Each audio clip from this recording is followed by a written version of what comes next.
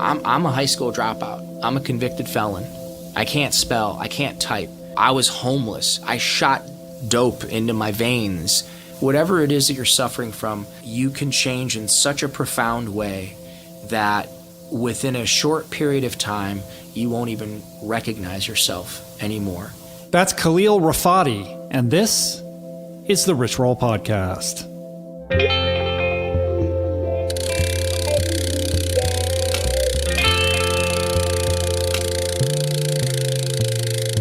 The Rich Roll Podcast. Hey everybody, how you guys doing? My name is Rich Roll. I'm your host. This is my show. Welcome. Thanks for stopping by. I'm going to do things a little bit differently this time. You guys know the deal, right? Like, you know how I always introduce the show and then I do a live read. I talk a little bit about the guest. Well, I kind of feel like it's a little bit stilted. You know, sometimes I'm reading and I'm trying to get it all perfect and it just doesn't feel as real or as authentic as it could. So I'm not going off any script. I'm just going off the cuff here. That's what we're going to do today.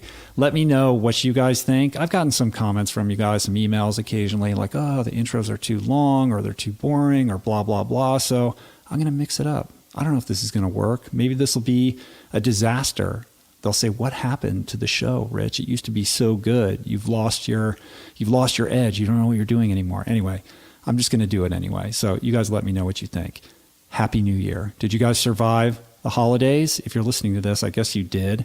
Are you intact? Are you hungover right now? How do you feel? I'm recording this on New Year's Day, so I've got New Year's on the brain. And all I can tell you is I'm super grateful because I went to bed early on New Year's Eve and I woke up early, sober, with clarity of thought, well-rested, enthusiastic, and encouraged to tackle the day and the new year. It just felt really, really good. And listen, you know, I got no beef with anybody who went out and let loose and partied like crazy on New Year's Eve. I used to do that.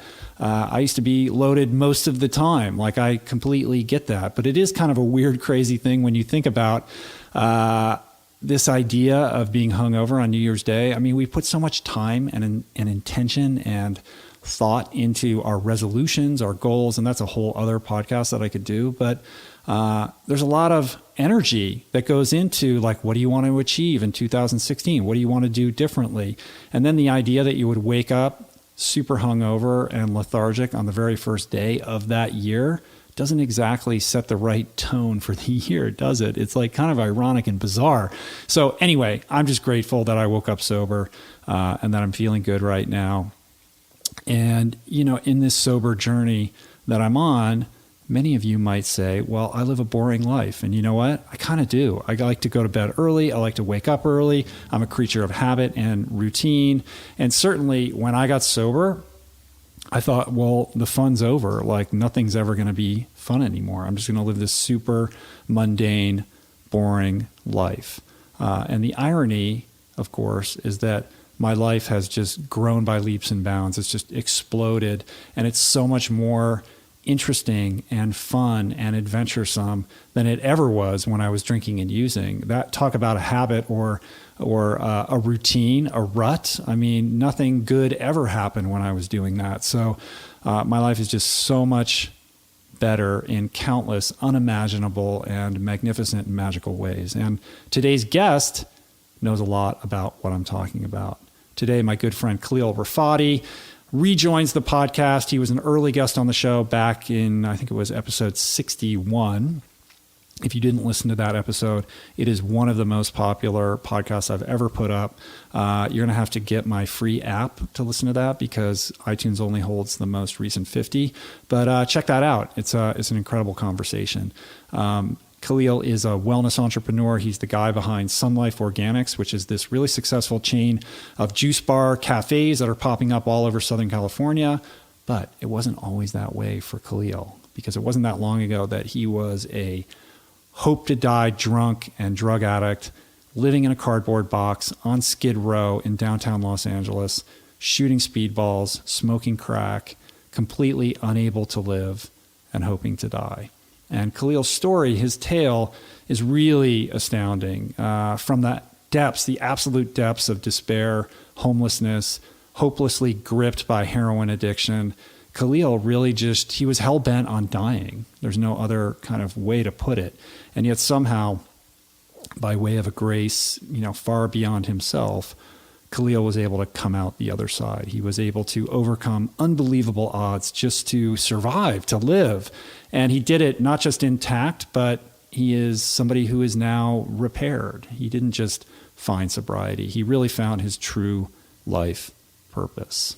And now he lives this really incredible, large, and beautiful, successful existence. It's kind of a mind blower. He's definitely a miracle of sobriety. And I see stuff like this a lot in my journey through sobriety. And I kind of forget that people not in the recovery world, I forget that people that aren't in the recovery world and aren't as connected as I am to this kind of narrative might find this to be almost, too much to believe. But I can tell you that I see stories like this a lot, and I know other people like Khalil. But even amongst all of those people, Khalil's story really is beyond. And he has now written a book all about it. It's called I Forgot to Die. It's a great book. It just came out, and it's why he returned to the podcast so that he could tell us all about it. A couple more things I want to say about Khalil in a minute, but hey, let's talk about that sagging, creaky slab of a poor excuse for a mattress you've been sleeping on for the last 10 years. You know what I'm talking about, right? You know it's time to do something about it. But look, I get it. It's hard to get excited about getting in the car, going down to that weird part of town, down by the train tracks where the mattress store is. You walk in, that sweaty guy in the khakis and plaid jacket just assaults you with his sales pitch. He's trying to get you to part with way too much money for a product that you tried out for 5 minutes, but you're going to sleep on for the next 10 or 15 years. Like, the whole thing is ridiculous. It doesn't make sense. It's a broken marketplace. Well, listen, now you don't have to do that anymore. You don't have to buy into that nonsense, because Casper, an online retailer of premium mattresses at a fraction of retail prices, eviscerates all the BS, all the middlemen, all the haggling, all the guesswork, and of course, all the absurd markups. The bottom line, Casper is an obsessively engineered mattress at a shockingly fair price. Let's talk about quality. Just the right sink, just the right bounce. Two technologies, latex foam and memory foam, come together for better nights and brighter days. So you can check that box. Let's talk about convenience. Well, Casper has this absolutely insane 100% risk-free trial and return policy. What does that mean? Well, it means that you can order a Casper, they deliver it to your house, you can sleep on it for 100 days. Oh, by the way, when they deliver it, they pay for that delivery. You can sleep on it for 100 days, and if you decide after 100 days, not for me, they'll pick it up and take it back, no questions asked, and they'll pay for the returns as well. It's like there's zero risk in any of this. All the mattresses are made in America. Let's talk about price. Well, the average price of a mattress these days is $1,500, but with Casper, $500 for a twin size mattress, $950 for a king. Comparing that to industry averages, it's just an outstanding price point. So I have a special offer for my listeners. Get $50 towards any mattress purchase by visiting www.casper.com/roll, ROLL, and using the promo code ROLL, ROLL. Go to www.casper.com/roll. Do it. So I'm super proud to share my friend Khalil's story with you guys today. This is a very intense conversation. Khalil is somebody who is incredibly earnest and honest, and somebody who allows himself to be vulnerable. And I think for those reasons, it's really powerful. And it's difficult to listen to at times, but at the end of the day, it's a story that I really think that we can all get behind and celebrate, because it's about overcoming and conquering impossible odds. And at its heart, it's a story of the redemptive power of the human condition. The idea that we all have within ourselves great capacities and reservoirs of possibility for change. And so this conversation is really for those out there who are still suffering. This one is for you. It's for people that are in the throes of addiction or alcoholism and can't see the hope. And I want you guys to know that all is not lost, that there is a solution, that there is hope. There is always hope. And my hope is that you can find some hope in this conversation. So how did I do going off the cuff? It's a little repetitive. I think it was all right, though. Why don't you guys let me know what you thought of this way of introducing the podcast? Is it any better? 6 1/2 dozen the other? I don't know. Final thought. There's some grown-up language in this conversation. So if you're squeamish about that kind of thing, or you got the kids in the car or what have you, maybe pop in the earbuds or listen to it later. And with that being said, enjoy my conversation with Khalil Rafati. He's a really special guy, and I think you're going to dig it.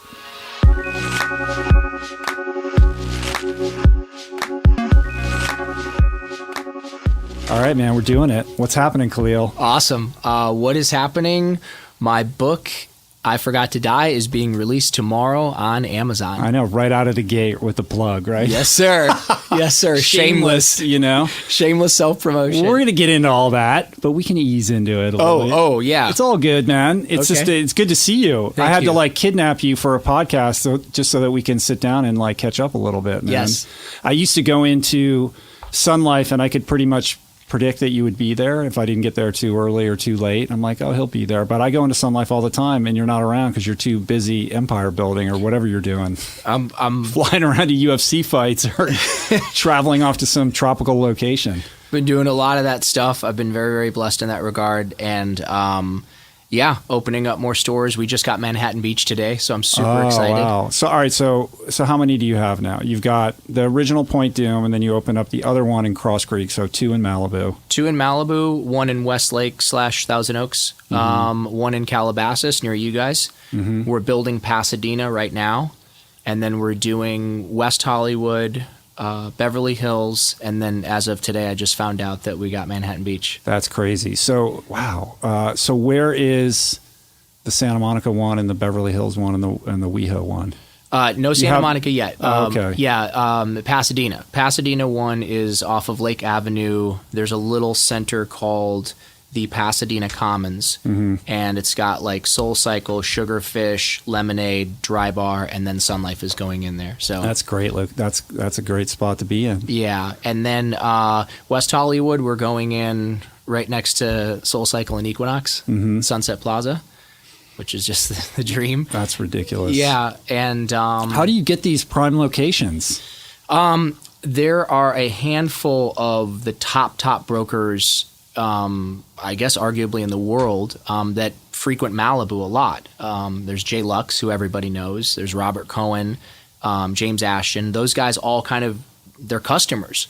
And they made the huge, probably monumental mistake of giving me their personal cell phones. And so I just harass them, threaten them, beg them. And, after enough texting, emailing, calling, they just eventually deliver these home run locations to me. That's amazing, man. Yeah. Because I think when we first sat down, I can't even remember what episode number it was. I think it was in the 60s. So it had to have been almost 2 years ago, maybe a year and a half ago or something like that. And I think if I haven't gone back and listened to that conversation, but I think you were just on the precipice of opening the second one or contemplating opening the second one. So yeah, or we just got the second one and I was having a bunch of issues with a partner at the time, and it was a pretty challenging, up until last December, we went through a very, very difficult time, and it looked like for a moment there that we were going to lose everything. Really? I didn't know that. Yeah. What happened? Just a perfect storm. Basically, we had taken out 2 different loans, and they give you 6 months, where you just pay interest only. And then we had signed the fourth lease. The third location, we just weren't doing the numbers there yet at the Calabasas spot, so we were actually losing money. The 2 loans kicked in, and then the fourth location, the city of Malibu, said, stop construction. Actually, not even construction. Stop demolition. You have no right to build here. You need to do a formal conditional use hearing, which could take 6 to 8 months. Right. So we literally had to stop everything, and then our rent kicked in. Oh, and wow. you can imagine what the rent is down there. Yeah, so yeah, we it's had crazy. this, huge rent, huge loan payments, and we were losing money. So there was the last October, November, December, we were losing $30,000 a month, $40,000 a month, 1 month. Yeah, I remember when you started to build out. I mean, you took over the old Howdy spot, which is essentially, there is no better location for like a casual restaurant space in all of Malibu. Like that is the spot. Yeah. And I was amazed just that you were even in the talks, or that there was even a possibility that I could go there. I was like, how does that even work? And then I know that you guys began, and then it seemed like nothing was happening for a while. And that's Malibu, man. Like trying to build in Malibu or do anything in Malibu, like it's crazy. I had a 2-year period where I just kept knocking on their doors, and I just kept getting no after no after no, and I harassed everybody in that organization. I actually got that location myself, and after probably 100 no's, a really sweet girl named Julie, who was one of our customers, came in, and she said what about 200 other people had said, like, oh, you should open up at Cross Creek. I'm like, yeah, I've tried about 100 times. And she said, oh, my dad is the attorney for the landlord down there. And as soon as she said that, I knew it was going to happen. Right. I mean, I still had to make another 150 phone calls and let's just say jump through a lot of hoops, and borrow some celebrity power from a few friends who lobbied for me.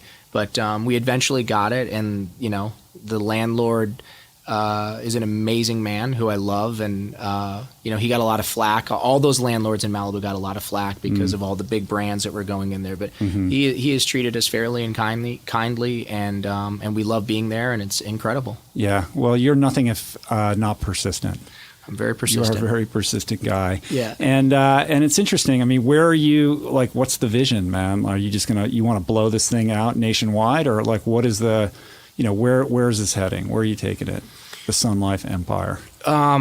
Initially we just wanted to get one store open, and then we had such an amazing response from everybody that we decided that we would go and open more. And really, you either need to kind of do one and be happy, or you need to do a whole bunch of them to be able to, to make it worthwhile, meaningful, and financially, for it to make sense. So right now we have 4, we're building the 5th, and we're building 5 more after that over the next 18 to 24 months. And are you taking investor money in this, or are you just doubling down on, you just reinvesting what you're making out of it?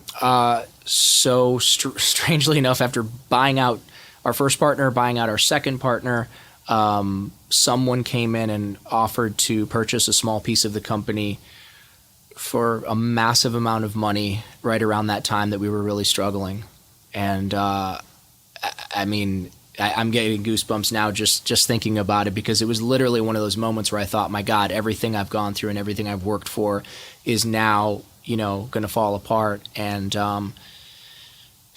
somebody wanted to own a piece of the company, not a partner, just somebody that wanted to come in and buy a percentage of the company, and they did, and it was for massive amount of money, and that gave us enough money to pay off all the debt, so we're debt free. Wow. It gave us enough money to open up 6 more stores, and it actually, for the first time since we started 5 years, we were able to take some money for ourselves, which we had never done. Yeah. We had never taken a penny out of the business, and we were living paycheck to paycheck, and we were living in a little 400 square foot guest house on this horse property, and no heat, no air conditioning. It was a very, very challenging time, but it feels real good to be sitting here right now. That's great, man. Well, yeah. You earned it. Thank you. Because I know how hard you've worked, and it's beautiful to see this thing kind of flourish and blossom around you. Thank you. You do deserve it, man. It's cool. Thank you. So let's, I want to talk about the book, but maybe we can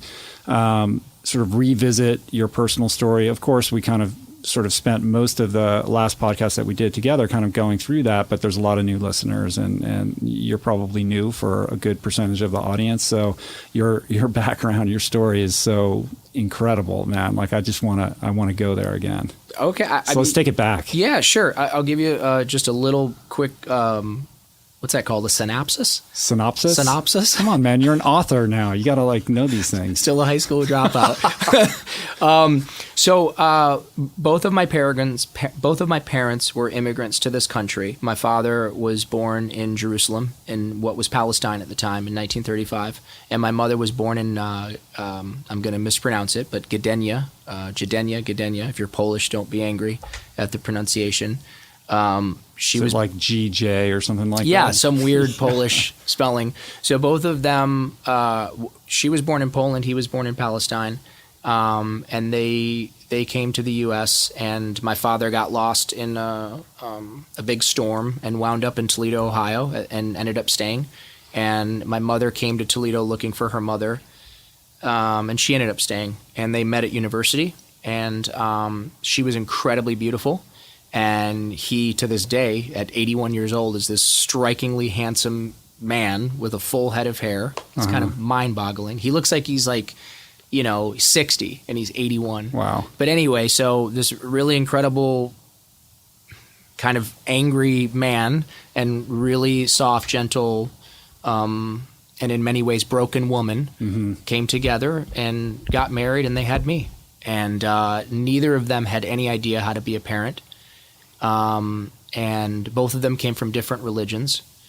And they were living in, Toledo, Ohio, which is kind of like, if you think back on the Brady Bunch, like that's how. Yeah, it's about as white bread as it's going to be. Yeah. And you're a little brown kid. A little brown kid with a weird name and weird parents and very, very challenging upbringing. His culture. Well, I don't know. I don't want to bash my dad because I did a bit of that in the book, and I kind of am feeling bad about that right now because I love him dearly. Has he read the book yet? Well, he couldn't have because you just got your own copy. Yeah, I just got my today. copy. It comes out tomorrow. But did you let him read the manuscript or no? No. No. We're actually not speaking right now, which kind of is a drag. We've always had a strained relationship. Well, I know you went to Jordan like a year ago, right? Or we talked about that. We did go to Jordan, and we kind of, in the middle of the desert in Wadi Rum, we kind of had it out, or I sort of said to him what I've always wanted to say to him, which was, hey, man, you were kind of not the best dad. I'm putting it mildly. I was actually a real jerk, and I laid into him really hard. And ever since that time, we haven't really been able to reconnect in any meaningful way. And maybe I have some growing up to do or some pain that I still need to process. But I love him dearly. He's an abrasive man. I am probably an incredibly frustrating child to have, and I think I probably also remind him a lot of my mom because I took on a lot of her characteristics, and they had a horrible relationship. It's not like he was this horrible, mean, violent.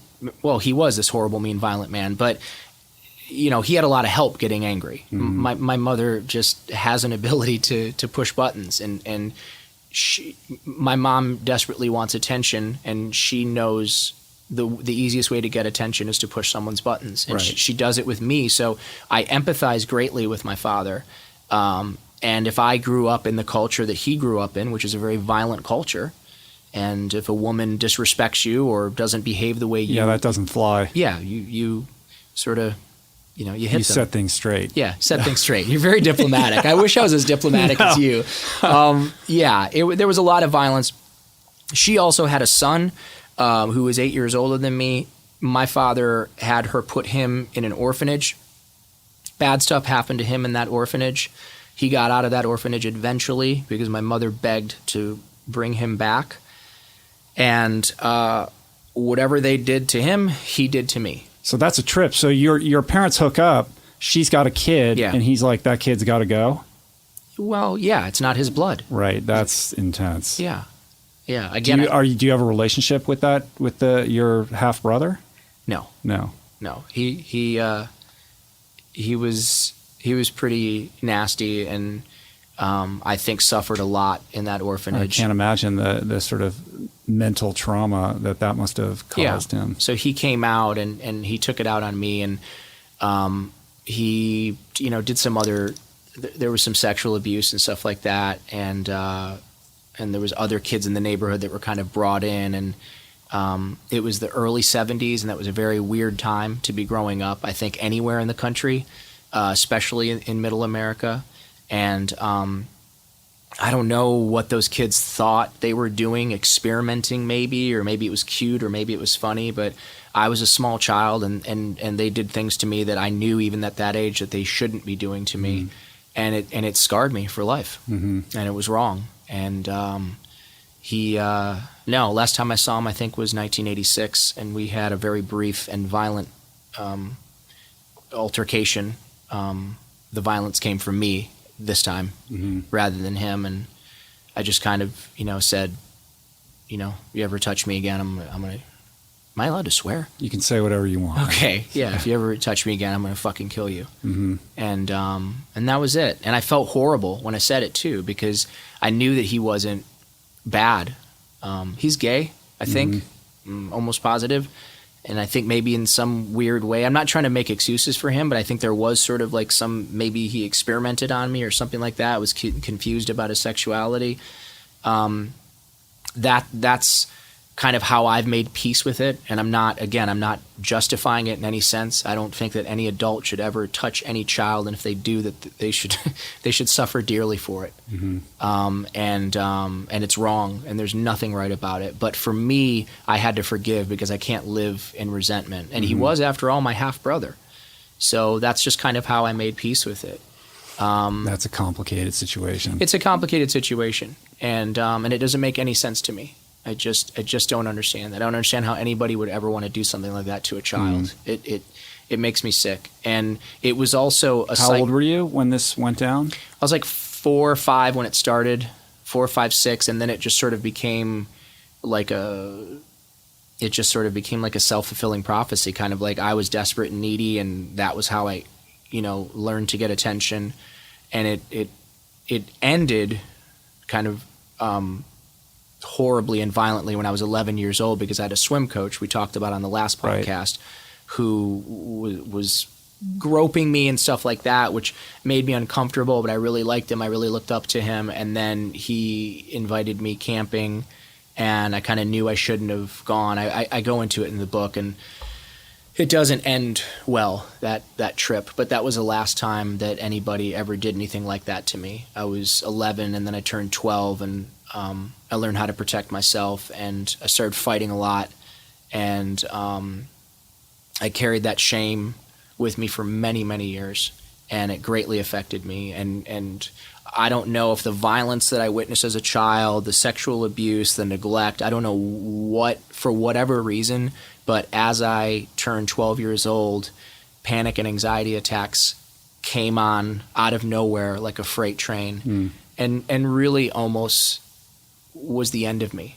Wow. I mean, if I would have had any guts at all, I would have ended my life, because I didn't know what was going on. It was not like, oh, wow, I'm 12 and I was playing Atari one moment and now I feel like I'm falling backwards off a chair. I didn't know. I couldn't rationalize like, oh, I'm just having a panic attack. This will pass. I thought I was going insane, and I thought that if I told anybody that they would lock me up in a rubber room and no one would ever see me again. Well, this is this crazy witch's brew, perfect storm of trauma, abuse, violence, anger, abuse emotionally and physically, sexually. All of these things are conspiring to, drive you towards drugs and alcohol. It's like no mystery that you're going to find that or discover that at some point, and this is going to be your solution, your escape from this horrible situation that you're being reared in. Yeah, drugs and alcohol and also sex were, I started having sex when I was 12. That was the first time I had sex with my neighbor who lived across the street. Her name was Kim. How old was she? She was 15. It's Ohio, man. Yeah. I don't know. It was weird times. Again, I don't know why a 15-year-old would want to have sex with a 12-year-old, but maybe I lied about my age or something. I don't know. But sex was something that I hid behind. But drugs and alcohol, shoplifting, acting out, violence, getting in trouble, all of that stuff those were my coping mechanisms. And like you said, I'm glad that those coping mechanisms were there for me. I mean, what would have happened otherwise? You probably would have been locked up, or you would have taken your life, or something else would have happened. Like, there's no way that you could have just continued on this path without sort of something having to give. Yeah, the panic and anxiety attacks became so intense that they became debilitating, and I actually, for a short period of time, became agoraphobic. And the only way that I could even somewhat cope with them was that I would bite my hands as hard as I could, and that somehow would lessen them or make them subside altogether. It's almost like cutting. I guess it was a primitive and early version. I never got into cutting. I got into self-mutilation much later in life with the psychosis, with the shooting coke and all that stuff. But yeah, you're right. I didn't think about that till now. The pain made the pain go away. Yeah. Yeah, I get it. I can understand that. And this just continues to escalate, and at some point you blow out of town, right? Yeah, I started getting into real trouble, not like shoplifting trouble, but more like arson and doing stuff for some shady kind of like underworld figures, Remember Toledo's right below Detroit? Right. And there was a big mafia, thing going on in the 50s, 60s, 70s. It started to die out as I became a teenager, but there was still a good handful of those guys. Right. And they were... you become like a runner for them or something? I did all kinds of stuff. Uh-huh. Yeah. The statute of limitations is probably run. You could... There's... I think I share a little bit about that in the book, but a few of those guys are still alive, and a couple of them I really love dearly, and they were like father figures to me. So, but yeah, I started getting into real trouble, and I knew I needed to get out of there. And I had one brief trip out here to LA, which was like my dream to come to LA, and then I went back and got worse and worse and worse. And then eventually, as I was 21, turning 22, I just bolted. I had $800 in my pocket. Mm-hmm. And I headed out here looking to get away from trouble, looking to start a new life. And for a brief moment, I kind of achieved it. It's the classic geographic. Yes. Like if I just change my venue, all this stuff will be behind me. Only to discover that you overlooked the one crucial fact, which is that you brought yourself with you. I did bring myself with me, and for many years, I used to always tell people, like, yeah, man, I raised myself, which was kind of true, but I did a horrible job. I did a really bad job, and so, yeah. I mean, your parents, where are they when this is going on? I mean, they must have been going insane. My dad... Or they just checked out? No, my dad in 77, when I was 7, I'm always the same as the year. That's how I'm good at remembering years. But in 77, he left, and he was in the Soviet Union for 2 years, East Germany for 2 years, I think Venezuela, Japan. He kind of bounced all over the world and worked. My mother spent her days taking sleeping pills, and at night she worked at the local hospital, Toledo Hospital. Mm-hmm. So from 10 p.m. on till 7 a.m., my house was open. Yeah, there's no parental supervision. Right. So no, they had really nothing to do with my childhood. And my mom... That's so sad, man. Sorry to hear that. Yeah, it sucks. But I got to tell you, for all of their faults, my mom is an amazing human being, and I talk to her all the time. And she did the best that she could.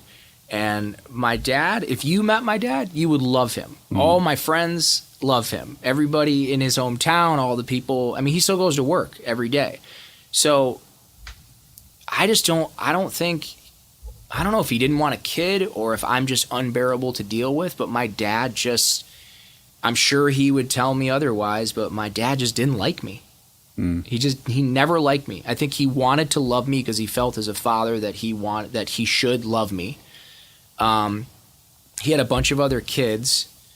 Back in Palestine, he had some kids, and I don't know, maybe he had some other ones, but... oh, wow. So before he even came to the U.S., yeah, he had a whole brood. He had a brood, yeah. Oh, wow. And he had, his relationship with them was pretty strained as well. So it's not like, I don't know if maybe my dad just never wanted to be a dad, or it's some strange combination of all of it. But either way, look, here's the bottom line. My dad was super hard on me. My dad knocked me around pretty bad and neglected me and was mean. But that's what made me into who I am today. Like, I'm strong. I like me today. I like who I am today. And I can't, if I change the way that my dad treated me, or if I went back and rearranged and turned my dad into this, like, Mr. Brady type of dad, or like a what's his name? The dad that we all wished was our dad, Michael Landon. Right. If I went back and made my dad into Michael Landon on Little House on the Prairie, maybe I'd be dead right now. Or maybe I'd be working some bullshit job that I hated. Or maybe, my dad did what he did, and it forged me into the man that I am today. And the man that I am today, when I go to bed at night and I look in the mirror, and I get up in the morning and I look in the mirror, I like who I see.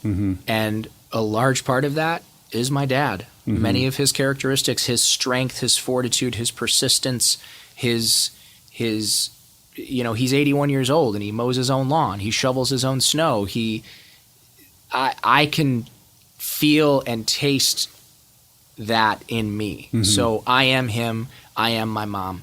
They didn't do that good of a job at being parents, but in the end result is pretty cool. Right. Well, that's recovery. You're owning your past. We shall not wish to shut the door on our past. Right. So you're able to look back on that and see the good in it and have gratitude for that experience. And it doesn't mean that you're rubber stamping his behavior, but you don't have to pretend it didn't exist or try to sugarcoat it or, make excuses for your dad. Yeah. And appreciate, when I sat with many of those really powerful landlords or, guys like Rick Caruso, these billionaire dudes who, I get to do business with now. I think a large part of why I get to do business with them is because watching my dad as a kid talk his way in and out of many situations and his ability to, my dad speaks 7 languages, 8 languages. My dad's a master communicator. I picked up on that as a child. So I didn't pay attention in school, and I ended up getting D-minuses all the way through school and getting kicked out of 3 different schools and taking quite a few beatings as a result and dropping out of high school. But what they didn't teach me in high school, I picked up as a child watching him communicate. And so now I can communicate pretty well and deal with these amazing, brilliant men like a Caruso or like the dude I met today that owns this huge center in Manhattan Beach. Like, we sat, I was 100% comfortable talking with him, and he had 10 different businesses that wanted to go into that spot.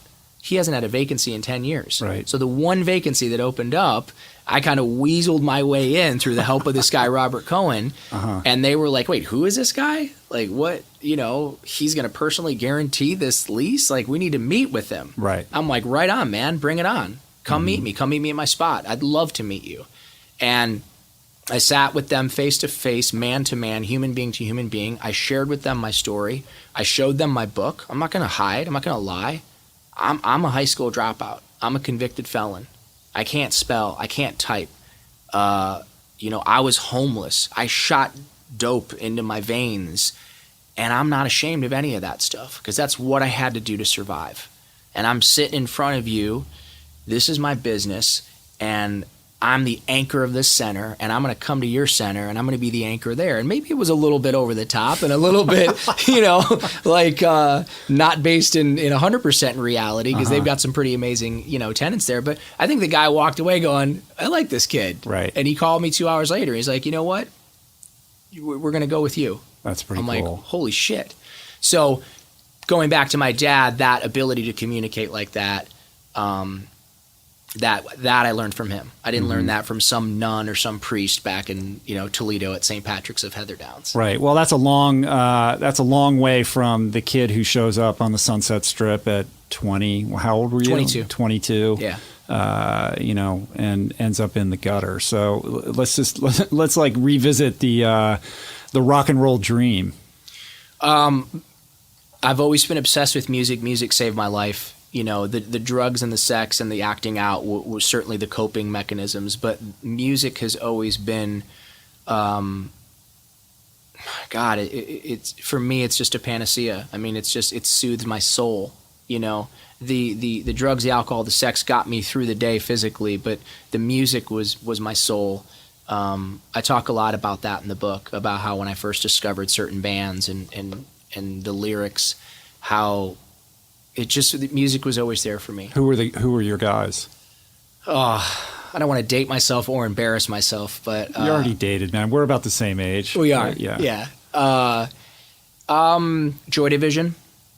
The of course, the more popular ones, the Smiths, The Cure, Sisters of Mercy, The Damned. Right. This is like 1986, yeah, about, or 1987, around there. Susie and the Banshees. I mean, all those weird Gene Loves Jezebel, all those like weird bands that like wore their emotions and their heart on their sleeves and spoke about, Morrissey singing about his depression and his pain and his isolation, and Ian Curtis, God rest his soul, really bearing it all in those songs and sort of crying out. Like, I was obsessed with music, and I really thought that I was going to come out here and I was going to get into acting and I was going to get into music and I was going to become this huge star, and get very, very famous and then punish everybody, go and kill myself because so then they would cry. Just go or out something. In flames. Yeah. Right? I mean, that as the martyr. That was the plan. And how'd that go?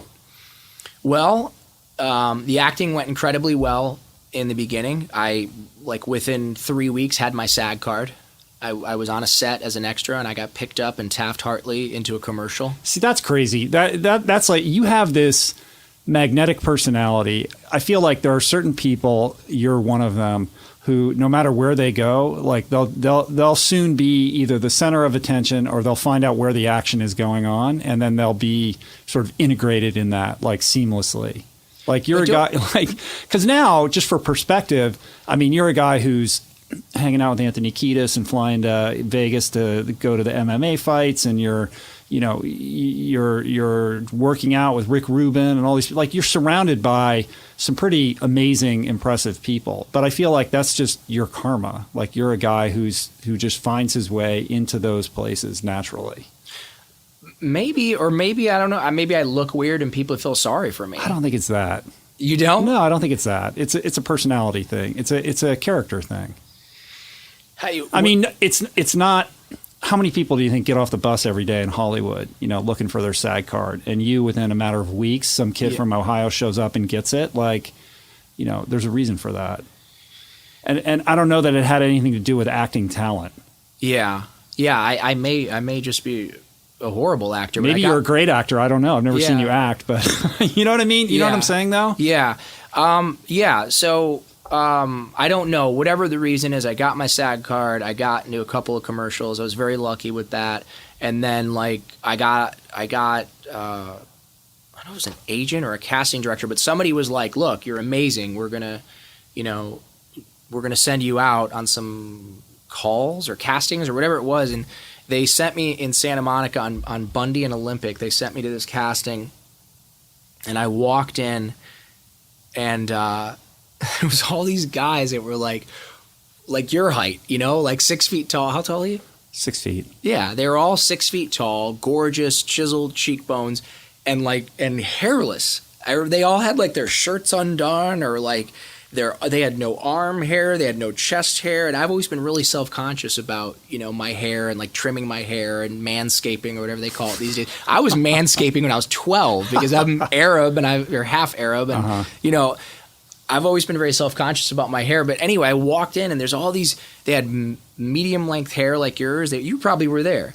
I was not there. Okay. I can tell you that. Well, they were all these gorgeous, tall, hairless men, and here's me like at 5'7" and stocky and stumpy and not proportioned right, and I literally just looked around and walked out, and I never even went for the audition, and I just said that's it. I can't be an actor. Little did I know, I mean, that shows you what an idiot I was, because little did I know that like years later when I became friends with some of these big actors, that they're all little stumpy guys like me. I mean, they're all like 5'7" and super insecure and like weird. Like, I've always been really self-conscious, like about the size of my head, or like my legs are too short and I have this massive head. And then, again, 20 years later, I'm like hanging out with these guys and I'm just like, guy's got a massive head. Like, he's really not proportioned. Yeah. And the funny thing is on camera, that's what looks good. Right. That's what draws people into their characters. They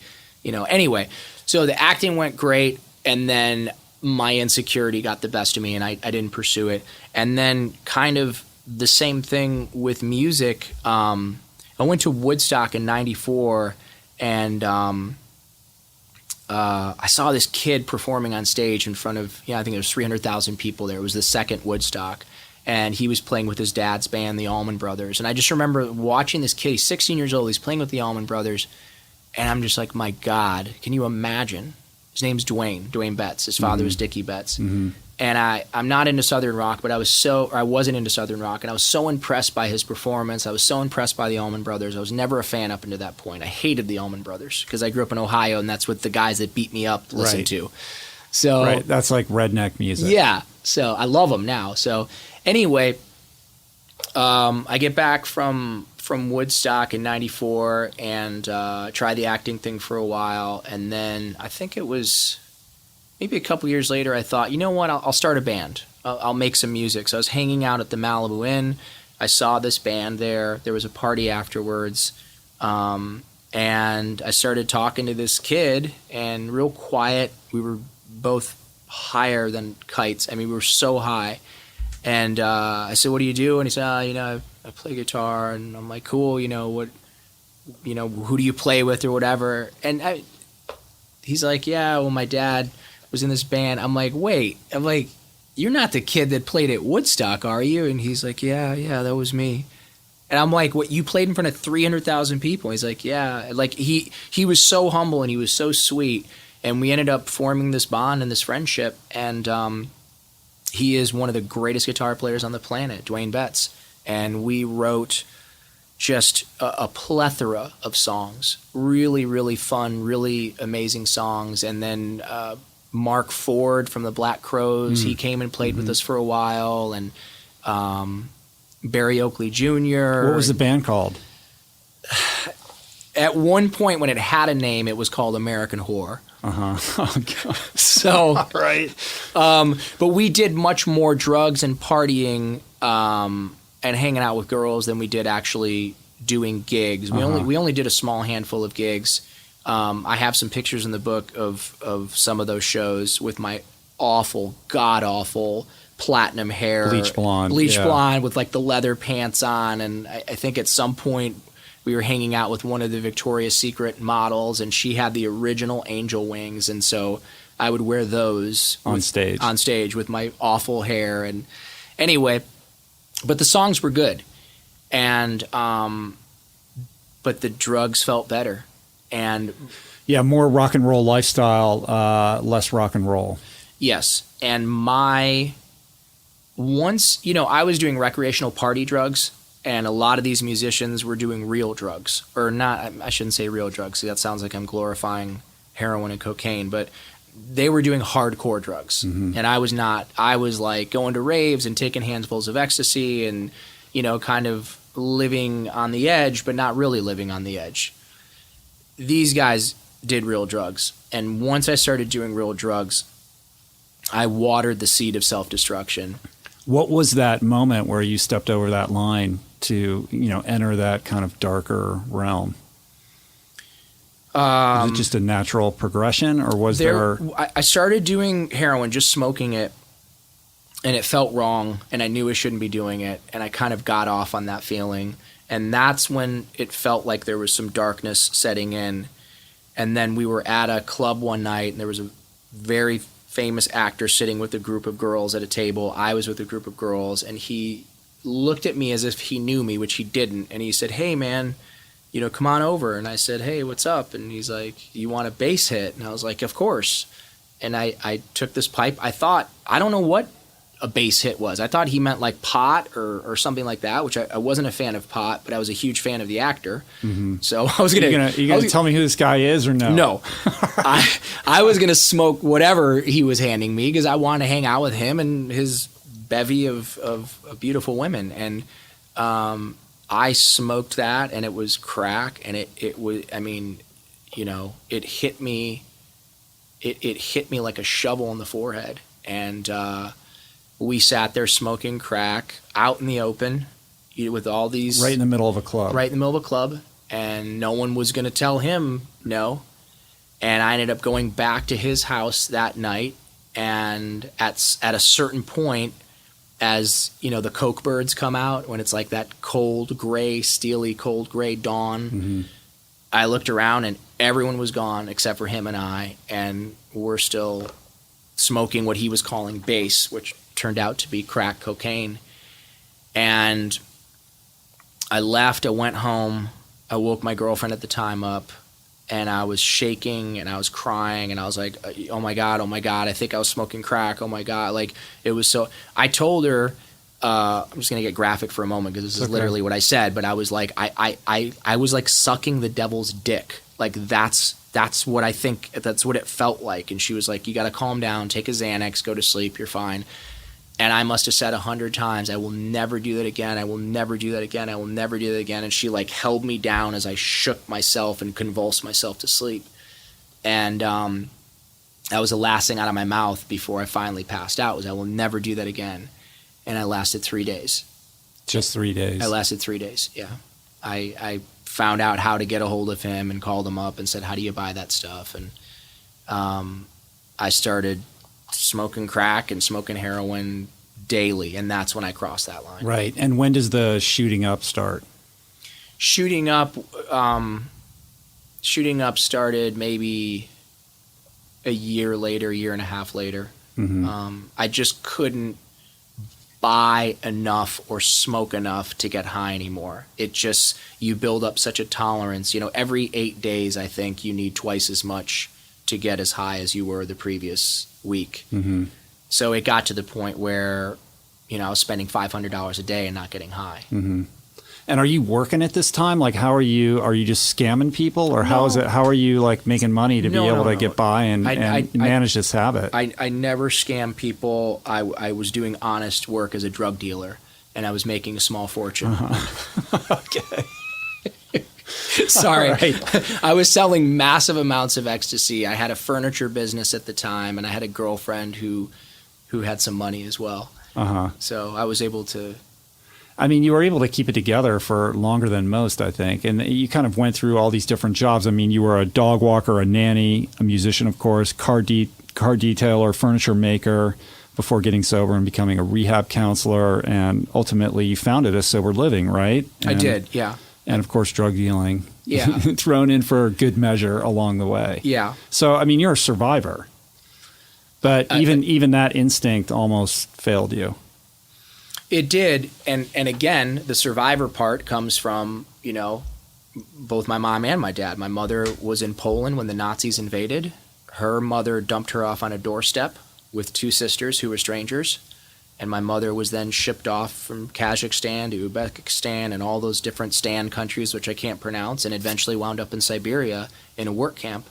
My father, whenever that was, I should know this, I suppose, whenever the United Nations turned most of Palestine into Israel, my father became a refugee in his own land, and was eventually, which I didn't find out until we were on our way to Jordan, but was eventually kind of adopted by the Jordanians and became a Jordanian citizen. So, yeah, I'm a survivor, and I can't take credit for it.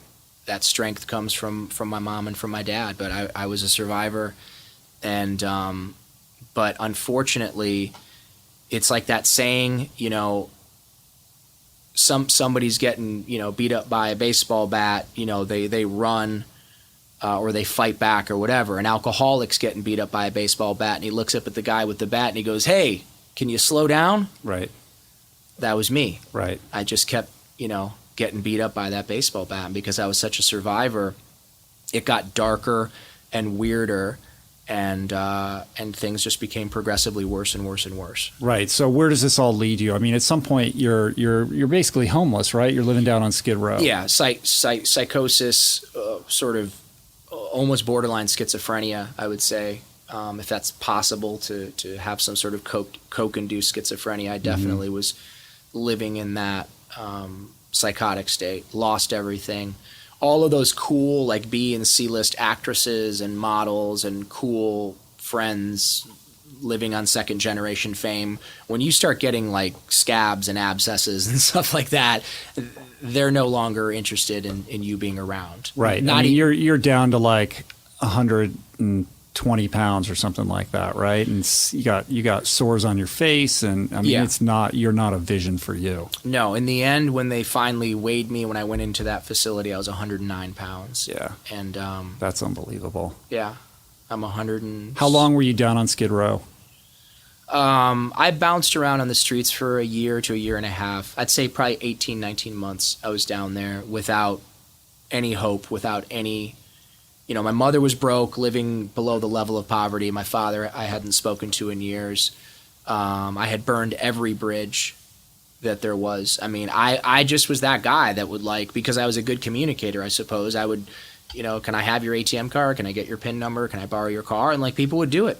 I mean, first they would do it, I guess, because they were drug addicts too, and they wanted drugs, and they weren't willing to go downtown and buy the real I keep glorifying the drugs, not the real stuff.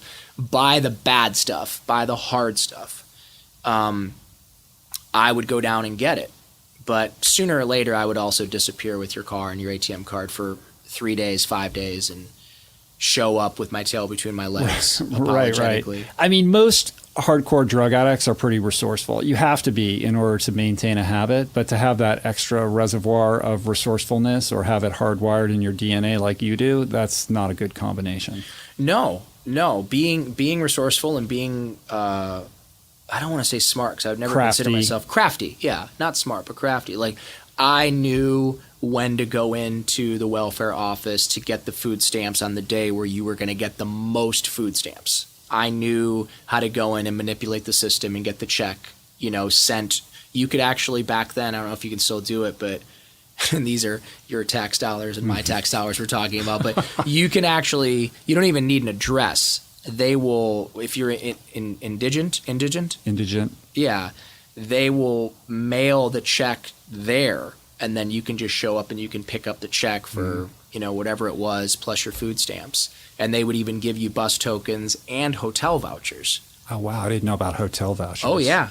2 weeks, 3 weeks sometimes. Wow. So I would get the food stamps and, the check. Sometimes I would just get the food stamps because I was too antsy to wait around, or jonesing, whatever. And they give you bus tokens, and you go straight to the check cashing places. And right outside the check cashing places are the people that will trade you like 60, 70 cents on the dollar for your food stamps. Mm-hmm. And then who's waiting right around the other corner? The drug dealer. The drug dealer. Yeah. So I would go and I would, trade my food stamps for cash. And then I would go to the wholesale guys, because they would come out at 5 a.m, and I would load up on the bulk. I would get my balloons, it comes in balloons. Mm-hmm. And I would buy my, 20-pack, 30-pack, 50-pack, whatever of balloons. And then I would go and stand on the corner, and as the business people or workers or idiots like me were getting off the bus, I was spitting balloons in their hands and selling them for $10, $15. Then I was buying them for $5 or $3 or whatever. Wow. Yeah. So. And would you go stay in a hotel for a couple of weeks if you had those vouchers, or is it back to Skid Row? Back and forth. When I got filthy enough or itchy enough, then I would go and get a hotel, and I could usually manipulate my mom once a month into sending me $100. So yeah, I'll get a hotel, mm-hmm. I'll clean up, try to make myself presentable, go to the welfare office, et cetera, et cetera. Right. And when you're living down on Skid Row, I mean, is there like a community? Like, yeah. Because paint the picture for people that don't live in Los Angeles and have never seen it. I mean, it's a shanty town, essentially. Yeah, they call it Tent City. It's like a refugee camp. Yeah, there's people living in cardboard boxes, and there's a lot of really scary, violent, murderers, rapists, etc., living down there. Unfortunately, there's also a lot of really, really incredible, kind souls living down there. Mm-hmm. And a lot of mental illness, I would imagine. A lot of veterans. Mostly, yeah. There's a lot of mental illness. A lot of the veterans sell their pills and they sell the needles, and then the gangs sell the different. Right, there's like a whole barter economy going on. There is. That's amazing. And there was a guy named Ghost. I think his real name was Kenny, and I was in one of those situations, 3 o'clock, 4 o'clock in the morning, where I was trying to buy some stuff, and the guy's like, "Yeah, man, come here," led me into the alley. I'm like, "Come on, give me the stuff." "Yeah, come here." Got me far enough back into the alley, and the dudes were coming out from each corner, and it was game over. Mm-hmm. I knew in that moment I was going to die, and out of the shadows comes this tall black dude named Ghost, and looks at the guys and says, "The fuck you doing?" And they all were startled, and he's like, "Get the fuck out of here." And they all ran, and then he came up to me and he was like, "What are you doing?" I'm like, I'm trying to get well. I'm trying to get some stuff. And he's like, "Man, they're going to kill you." I'm like, I'm sorry. I'm sick. I need, and he just like, pulled a balloon out, handed it to me. He was a dealer. Mm-hmm. And for whatever reason, I don't know if he was peeing behind the dumpster or fixing or who fucking knows. But yeah, there was some angels down there on them streets. That's crazy. Have you ever reconnected with that guy? Do you know if he's still around? No, I looked for him. When I was working at this place called The Canyon, I used to make up sandwiches and take bottled water. And I would drive back down there and I would hand out, lunches, like paper bag lunches to people. And I ran into quite a few people who remembered me. People who remembered me by name, and they were like, "Whoa, what are you doing?" Wow. And I never saw him again. Him, and there's another guy when I was in county jail named Chris Reefer. That was his real name, he says. But Chris Reefer saved my life. He was a Watts Jungle Crip, or one of those crazy, gang names. He had come from a gang in Watts, and I was trying to get a roll of toilet paper because I was sick. I was going through withdrawal. And when you're in county jail, the big gang guys, they use the paper towel rolls as pillows when you're laying on the benches and you're being processed, because it takes days. And I didn't know. And I kind of naively and innocently and stupid, really walked over. How would you know that, though? Well, no one else was asking them for the paper towel rolls, which I thought was peculiar. And there was no toilet paper. So I'm like, I'm gonna shit my pants here. So I need some toilet paper. And I went over and I woke the guy up, and wow. I mean, they all jumped up, and this black kid clotheslined me, and he dragged me away kind of around the corner and threw me up against a wall and was like, the fuck's wrong with you? I'm like, I gotta go to the bathroom. And he's like, "They will kill you, man. You don't touch them. They will kill you." And I'm like crying and shaking and, like, I'm sorry. And, he said, "Go to the bathroom." And I went to the bathroom. I came back and people had settled back down and gone back to sleep. And he whispered to me, he's like, "You got to get out of general population because they will kill you. You don't touch those dudes. You don't ever look at them even." He's like, "Tell the guard you want to kill yourself and get out of general population." How long were you locked up? That particular time, like 11 days, 12 days. How many times did you go in and out? It's hard to say, but I think maybe three times in the LA area, once in Texas for a little bit longer. And then, were they all like possession and distribution charges? Or Yeah. Yeah. Yeah, it was all drug-related charges. It wasn't like I don't want to say I wasn't a bad guy. I certainly was behaving like one, but I was. I mean, I wasn't like robbing old ladies. I was like selling drugs, and not that that. I mean, selling drugs is bad and it's disgusting, and I wish I didn't do that because I'm sure it badly affected people's lives. But like, I had to do what I had to do to survive.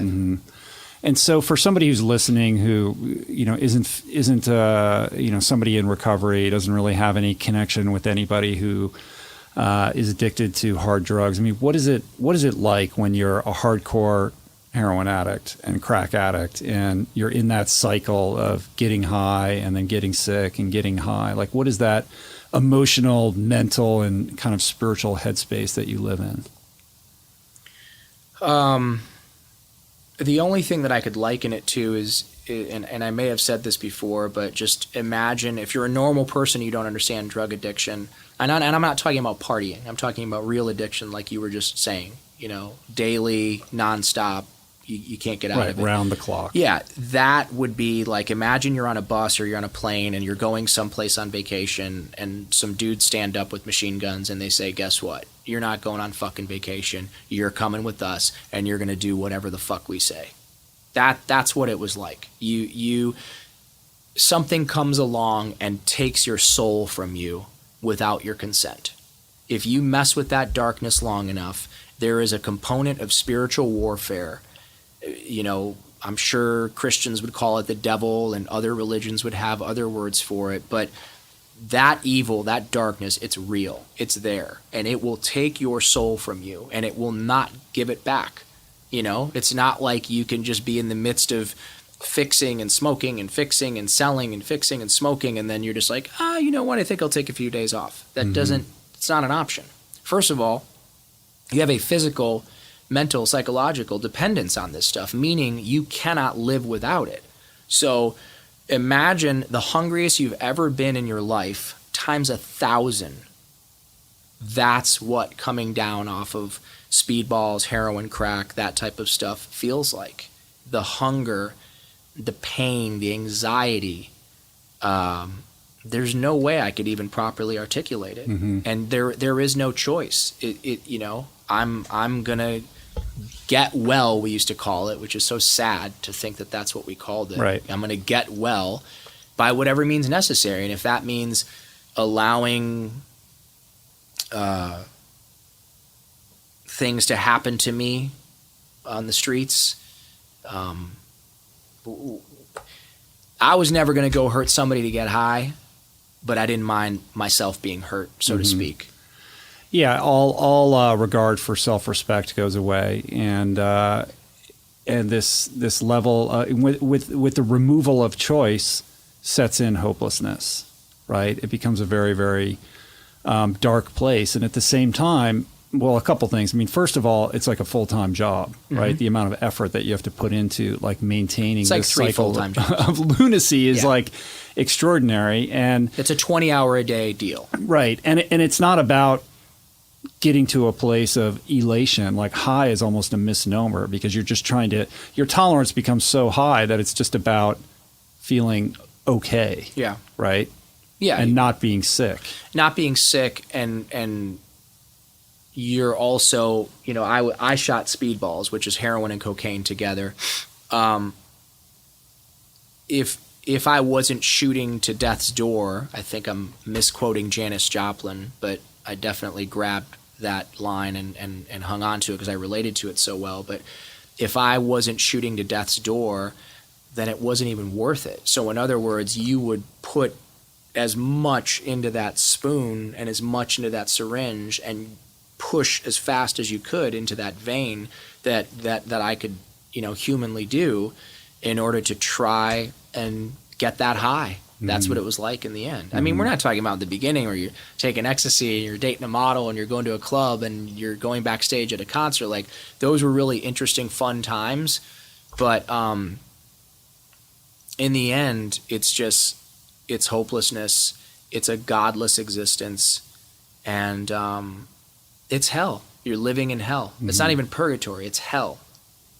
And most people don't ever claw out of it, unfortunately. You know, almost all of my friends, my good friends that I got high with back then, they're all gone. They all died. Suicide, overdoses, heart attacks, they all died. And these were great people. These were really, really amazing people. And it hurts. It hurts to think about that. They're gone now. And so how did it happen for you? Like, what was the moment where everything turned and you had the wherewithal to kind of surrender and begin this journey of recovery? I go into acute detail in the book over a bunch of pages, but I mean, really just a culmination of events. The county jail, county hospital. I don't know what was worse, the county hospital or the county jail. I'm just kidding. I'm saying that. That wasn't very nice to say because thank God there was a county hospital for me to go to. I overdosed so many times and took so many ambulance trips.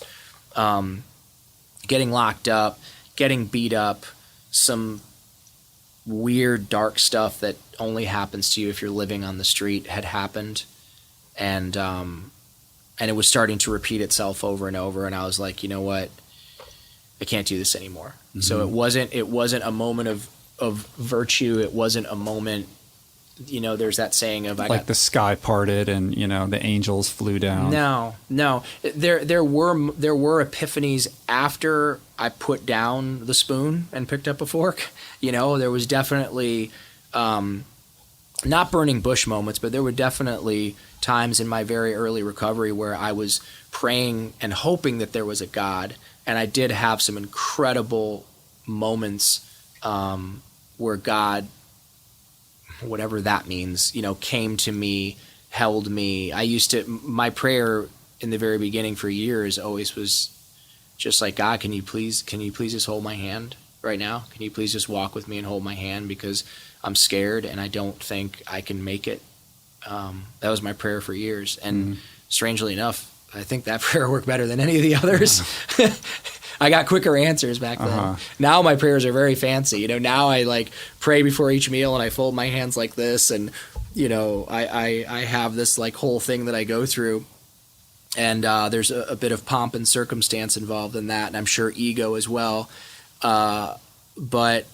And it's at Nobu, or whatever. But, right. and back then it was hands gripped, white knuckles on my knees, God, please, with tears in my eyes, God, please, can you be with me right now? Can you please hold my hand? Can you please make these feelings go away? Because you got to remember, even after I stopped, because of all the events that led to me eventually stopping, the overdoses and the hospitalization, all that, there was 18 months of psychosis without the drugs. Mm-hmm.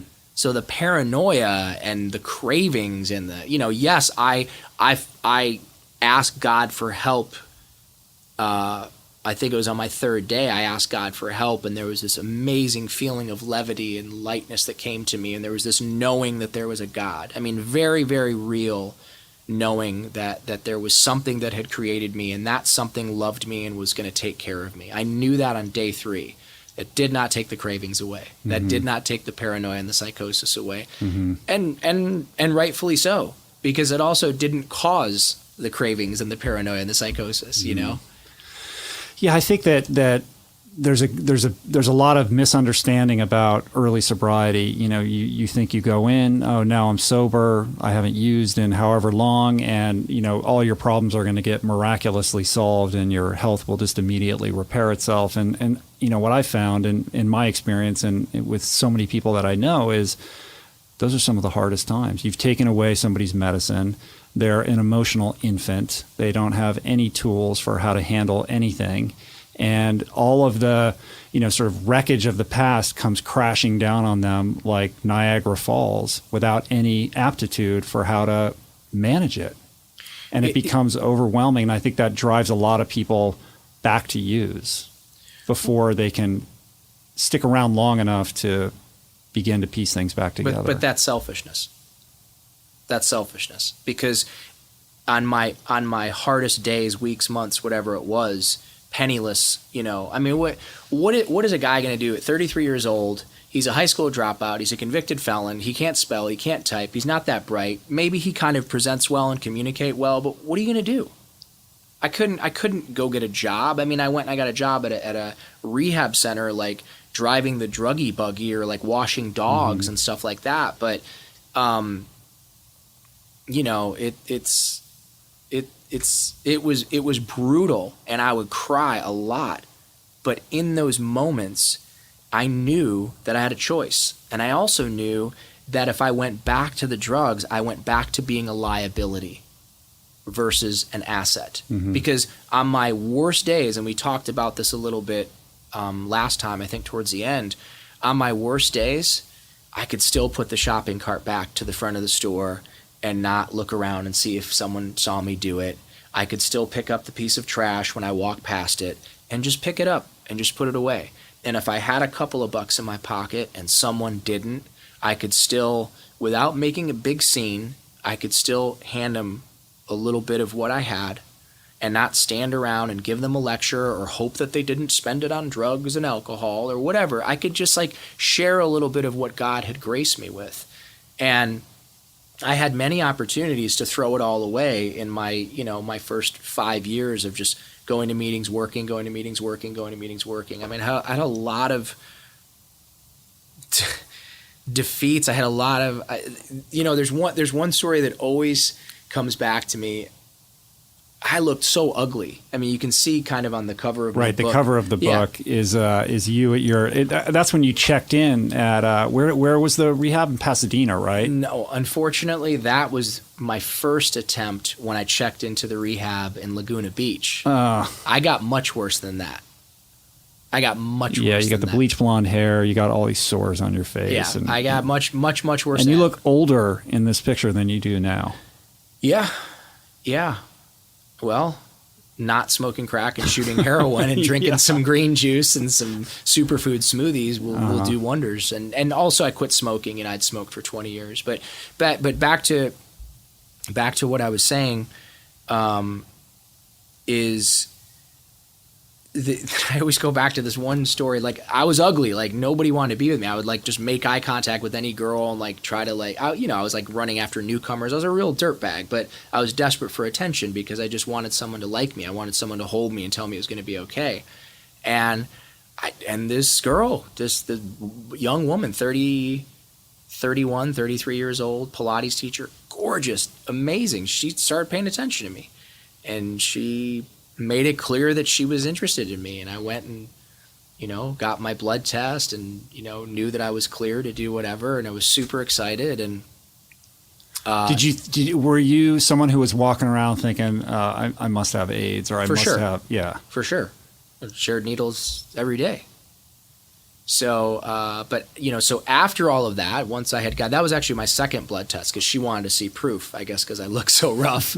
I looked like I had AIDS.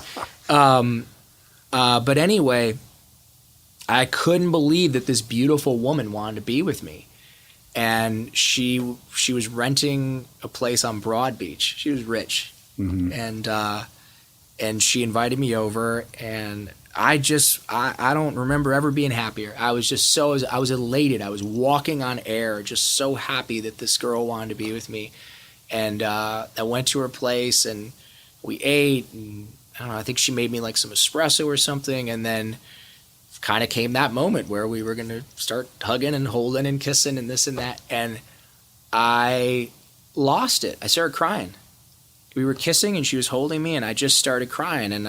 And she held me, and the tighter she held me, the more I cried. And I really let go. I guess I really needed to cry.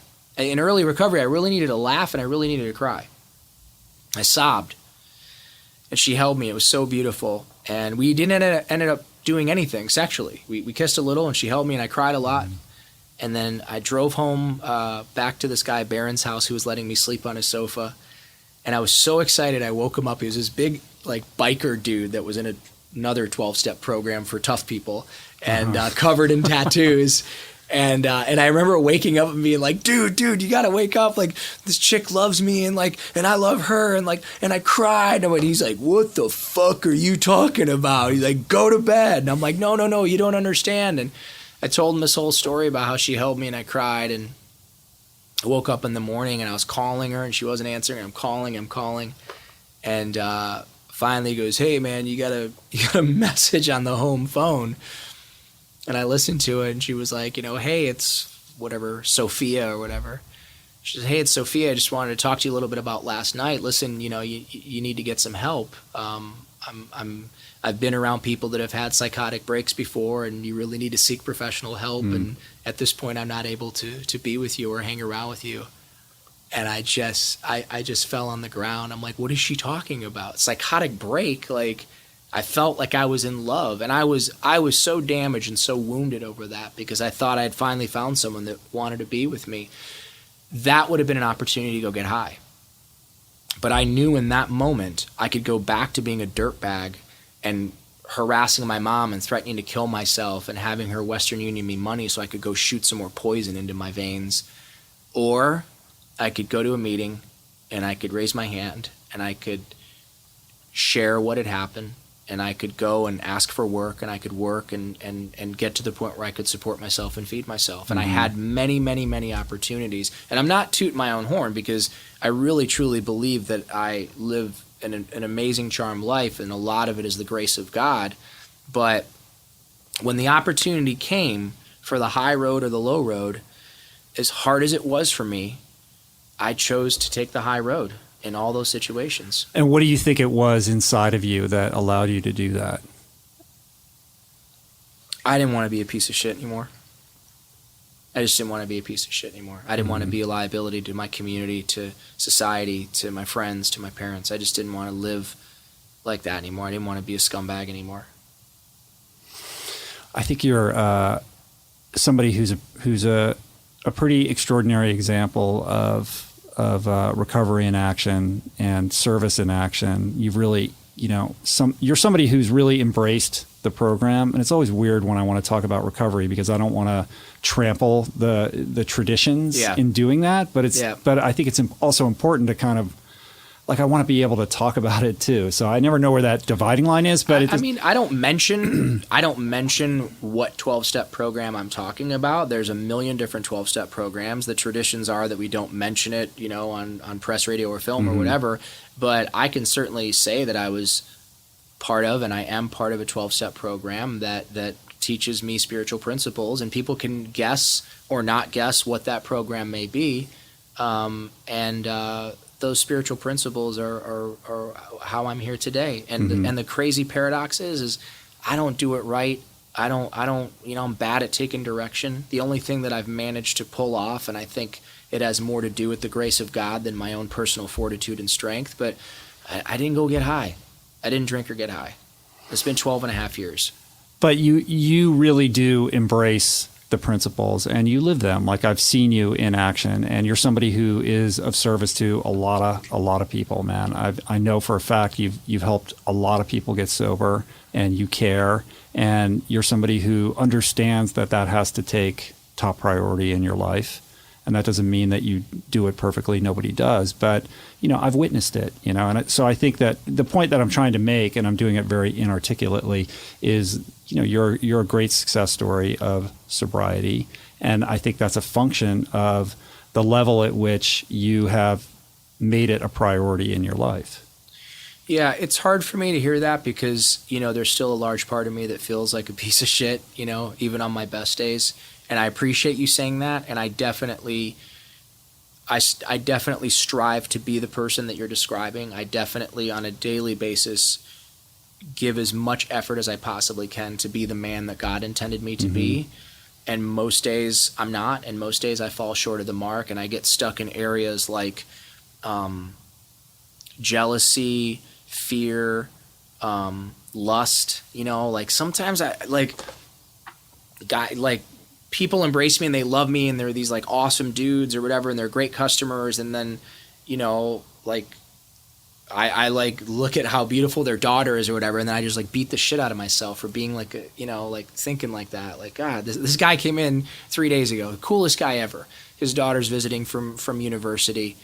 And we were having this conversation and it was such a great conversation. And then he introduced me to his daughter. And she was so beautiful and she was so nice. And I was like looking at her and I was kind of tripping over my words because I'm like, God, I hope this guy doesn't think like I think his daughter's hot, but I think his daughter's hot. And then I like messed up and she was asking me what I thought of her nose piercing. And I was like, well, man, God made you so perfect and so beautiful. And then I said, and so fit. Fit. Why would you tell some 20-year-old girl in front of her dad that she's fit? And just like, I'm like, God, did I really just say that? I feel like such a scumbag. He laughed and he probably didn't care, and it's probably my own shit. But I struggle with insecurity and fear and jealousy and anger and all that stuff. I think maybe even more so than your average bear. But I do definitely make an effort to try to be the man that God intended me to be. And sometimes I do that because I know in my heart it's the right thing. And sometimes I do that because I know that if you treat people really well, in general, people treat you really well. And I know there's people out there that are going to try to argue that. And of course there's freak accidents and like the thing in Paris and the poor people in San Bernardino. There is that stuff. But in general, the people I look up to and admire, yourself being one of those people, I see the way you raise your kids. I see the way you treat your wife. And it brings tears to my eyes because I look up to you and I respect you so much. And you have a great life because you're a great guy. And, guys like I mentioned earlier, guys like Rick Caruso, like people think a guy like that is lucky. He's not lucky. That guy is an amazing human being. And I'm the last guy on earth he needs to return a text, to a happy holidays or whatever. And yet he always does. And he always sends some nice little thing like, you're a great guy and you deserve all the success that you have and there's much more coming and blah, blah, blah. I'm like, is this guy really, is he really saying that to me? Like, it just, give a man a fish and you feed him for a day, teach a man to fish and, hopefully he can feed himself for a long time. But tell an insecure, somewhat broken, banged up dude from the streets that he deserves success, and you create a successful human being. You create a successful man. And, all of those guys' generosity and love and kindness and strength, like even the dude from Malibu Kitchen who fed me and, Yeah, I see him in SunLife all the time. I mean, on some level, he's your competitor. He's right across the way. He sells food, but I've seen him in SunLife many times. Twice a day. Right. Great human being. And he actually looks like he lost a bunch of weight, too. He's lost 111 pounds. Yeah. Oh, I didn't know it was that much. Yeah. He's drinking juices every day and drinking smoothies every day. And, and I love all those guys. And so, yeah, back to the service thing, super, super important. And none of this would be possible without it. And there's also that component of like, if you really go out of your way to help people, sooner or later, you're going to start to kind of, feel pretty good. And if you feel pretty good, then you start to, kind of behave differently. And then when you start to behave differently, then different types of people want to run around with you or hang out with you. Yeah.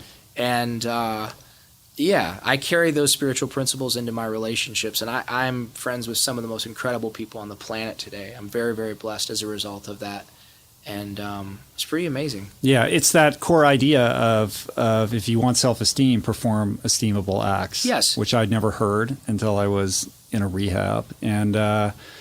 And that water rises to its own level. When you're dealing with relationships, if you're trying to attract that person into your life, you need to be the kind of person that person would want to be with. Yeah. As opposed to looking to them to solve your problem. Yeah. And I think a lot of people get confused about that and end up chasing their tail. Yeah. And then also just kind of being aware, like, I want people to like me. And I don't want people to, if someone legitimately needs help or whatever, like you can't afford your dog's sick or whatever, and I'm in a position where I can help you, like that happened with one of the employees, like, yeah, of course I'm going to help him out. But like, I got a text message yesterday, like, oh my God, dude, congratulations on your book. I didn't recognize the number. How do they know I have a book? Mm-hmm. Congratulations on your book, dude. You're crushing it. You're doing so amazing, blah, blah, blah. Could you please go to Please Fund Me or fundraise this or like, wow, that's really a compliment with an ask. Yeah. So I'm always incredibly sensitive when I get to be around some of these amazing people that I get to be around, not because I'm cool or because I'm special, but because of where I live and because I feed people. If you live near really amazing people and you feed them long enough and you treat them with dignity and respect and treat them like human beings, sooner or later, maybe they want to hang out with you. And I never, ever, ever ask them for anything. It's so simple. Just leave them alone. Mm-hmm. Yeah, they're probably not used to that. Everybody's hitting people up like that all the time. Or they have to put on this filter. They never really know who their friends are or who's angling them for this or that. I can tell them about your book, and I can hand them your book, and I can say, this guy's awesome, check his book out. But I'm not going to call them up and be like, I wrote a book, please, tell everyone about it. David, this morning, I saw him, he saw it, I handed it to him, and then 3 hours later, someone's like, oh my God, David just... Yeah, David, you're talking about David Duchovny, who just tweeted it. I'm sitting here preparing for the podcast with you, and I'm looking at my Twitter feed, and I saw that he tweeted that, and I retweeted it and said, as a matter of fact, I'm sitting here getting ready for him to come over and sit down with me right now and pick up the book. Just amazing. He's an amazing human being and an amazing friend, and for him to do something like that is incredible. But, never in a million years would I say, like, hey, man, can you... And that's a mistake that everybody makes. Mm-hmm. They get around someone who's got cool stuff going on, and they immediately want a selfie, or they immediately want them to listen to their mixtape, or they immediately want them to get them a part in a movie. Like, what are you thinking? Yeah. That's a number one way to get these people to walk away and never look at you or talk to you again. Mm-hmm. All right. Well, let's get into the book. I mean, what inspired you to put pen to paper and create a book? You did. Oh, come on, man. We did a podcast. You encouraged me, I think even during the podcast, to do a book. You definitely, after the podcast, encouraged me to do a book. I was obsessed with your book, Finding Ultra. I must have given it, I'm not exaggerating, I probably gave that book to 30, 40 people. Yeah, you've been an amazing support to me, and I need to thank you and want to thank you for doing that, because I know that you've handed out my book to a lot of people. There's that one crazy incident that happened when you gave it to Gerard Butler, and he walked outside of SunLife, and the paparazzi were there and took all these pictures, and it was all over the internet of him like walking, and you could clearly see the cover of my book. I was like, that was the greatest press moment of my life. That's just Jerry. He's just an awesome guy, and I was so happy that had happened. But, your book really, really, really inspired me.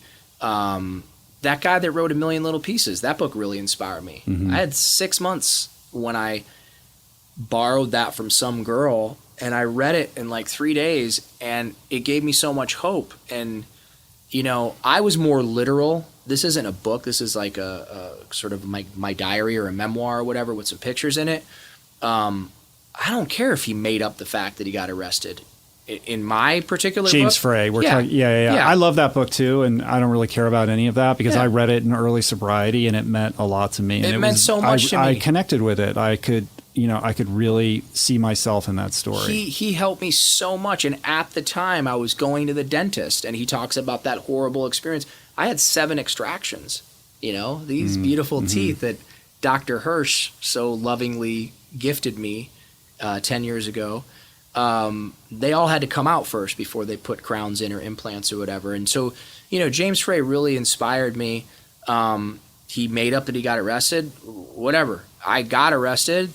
I put the mugshots in there just to make sure if anyone wanted to contest that. I actually have my mugshots in the book. But James Frey, Rich Roll, and then I called you, we met at Air One, and I was just like, look, man, I can't just keep talking about writing a book. I need to actually do it. And you were very pragmatic, and you said, okay, get up every morning, write for a certain period of time, and just do it.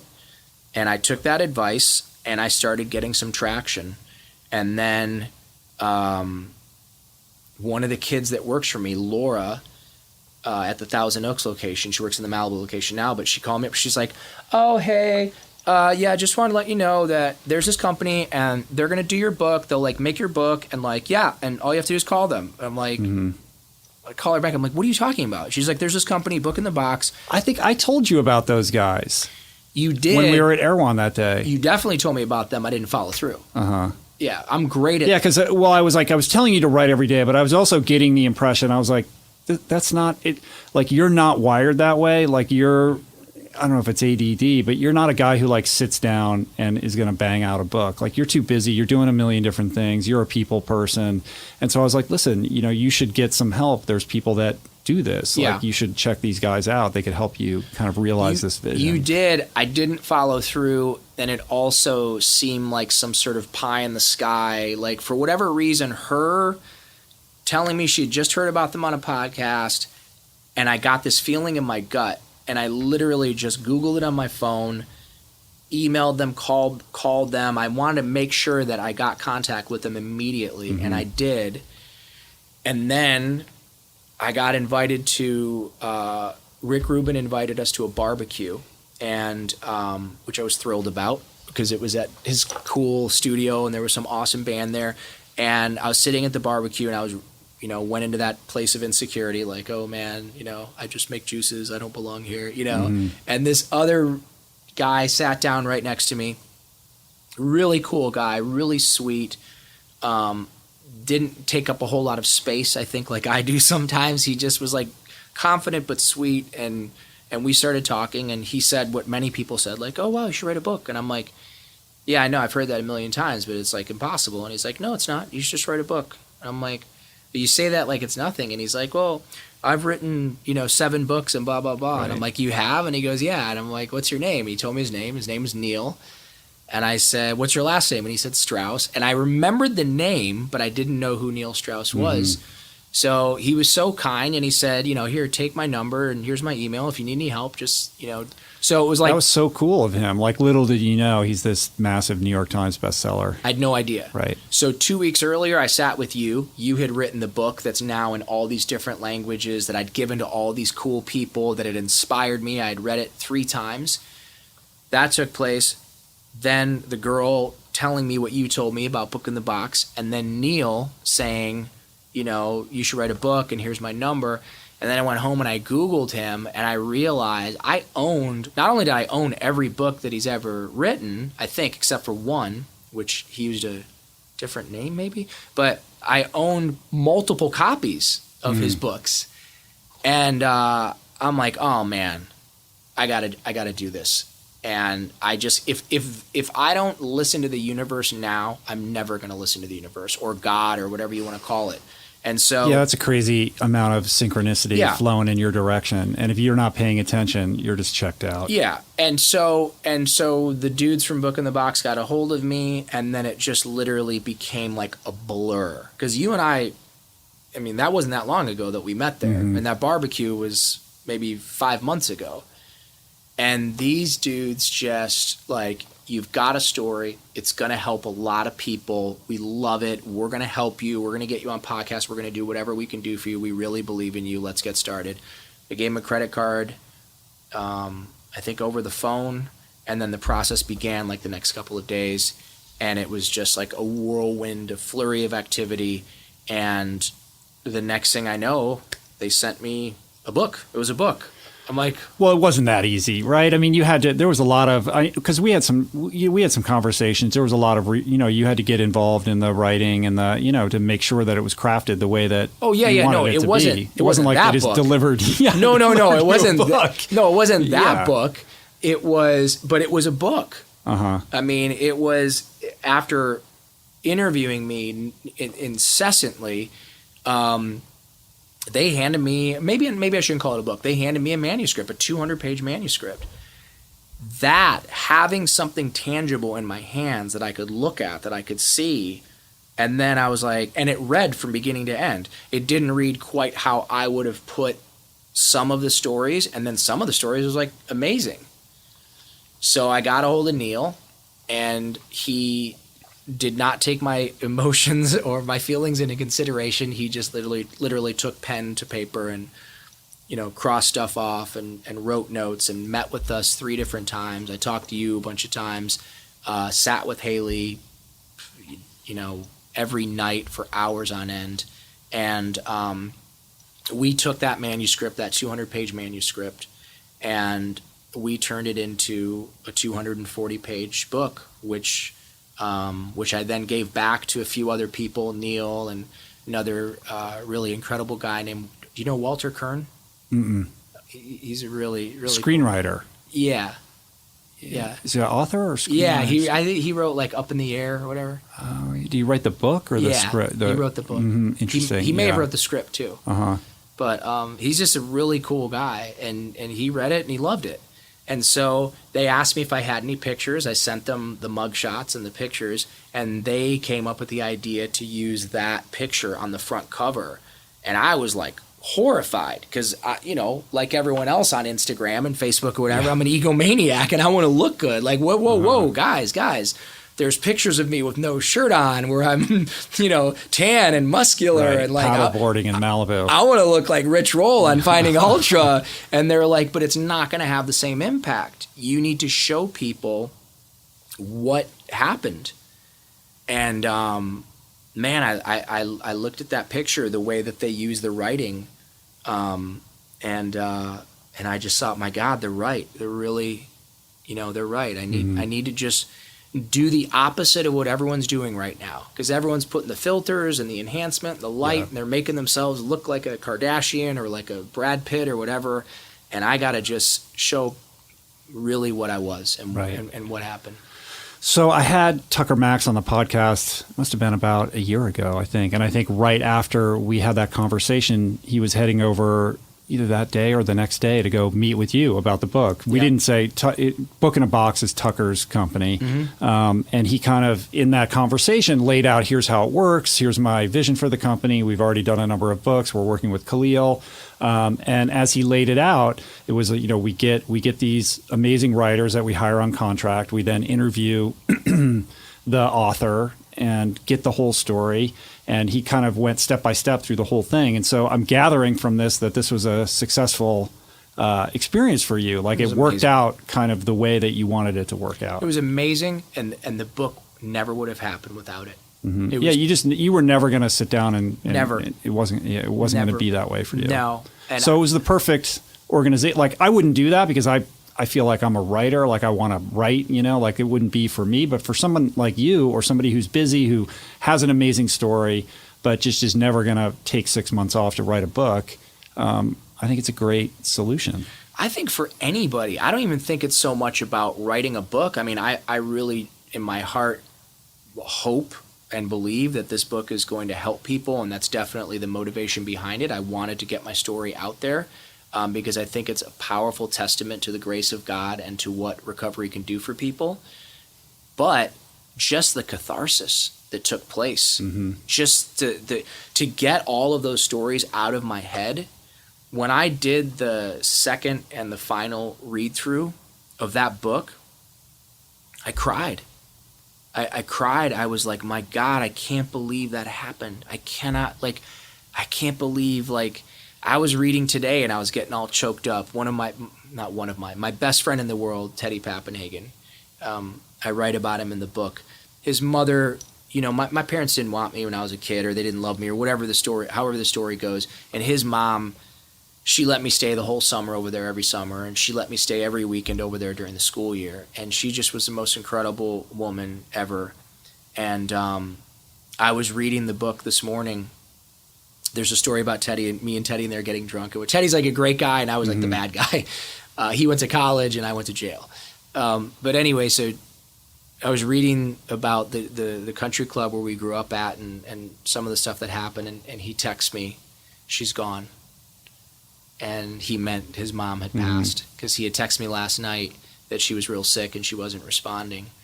And man, I just started crying. I just thought, my God, here is this woman who took this strange kid and just let him essentially move in, and she raised me like I was one of her own. And Dolores was the most amazing woman ever, and thank God she was there for me. Thank God I got some love and some nurturing as a child growing up, and there was a lot of other people like that who it wasn't all bad. There was other people that kind of helped me along the way. This woman Debbie, who took me in later, another guy named Gus, who was like a father figure to me, and I talk a lot about that in the book. But the point is this: I wanted people to know that.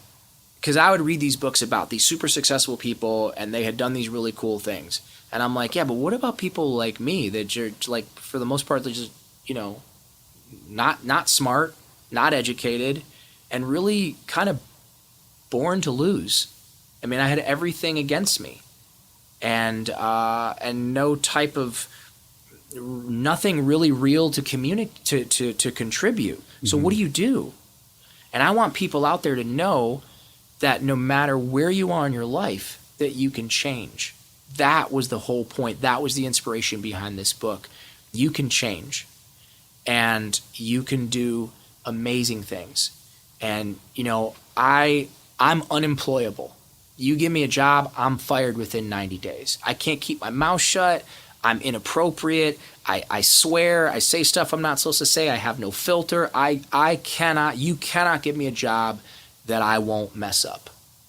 However, I employ over 150 kids today, and they love it. They love their job. You go into my place, you've seen how happy they are. Yeah, it's like an Abercrombie and Fitch catalog, like the most beautiful, teenagers you're ever going to see, making smoothies, and they're all happy to be there. they're all having a good time. They're happy, they're fit, and I think, look, we're talking about Malibu, California, Calabasas. I mean, this is where all the beautiful people live, so they have beautiful children, and, the beautiful children end up getting a job at a smoothie bar instead of, I don't know, working at a clothing store or whatever, because it's a little bit more rewarding, I think, to be around the energy of the fruits and the vegetables and all that.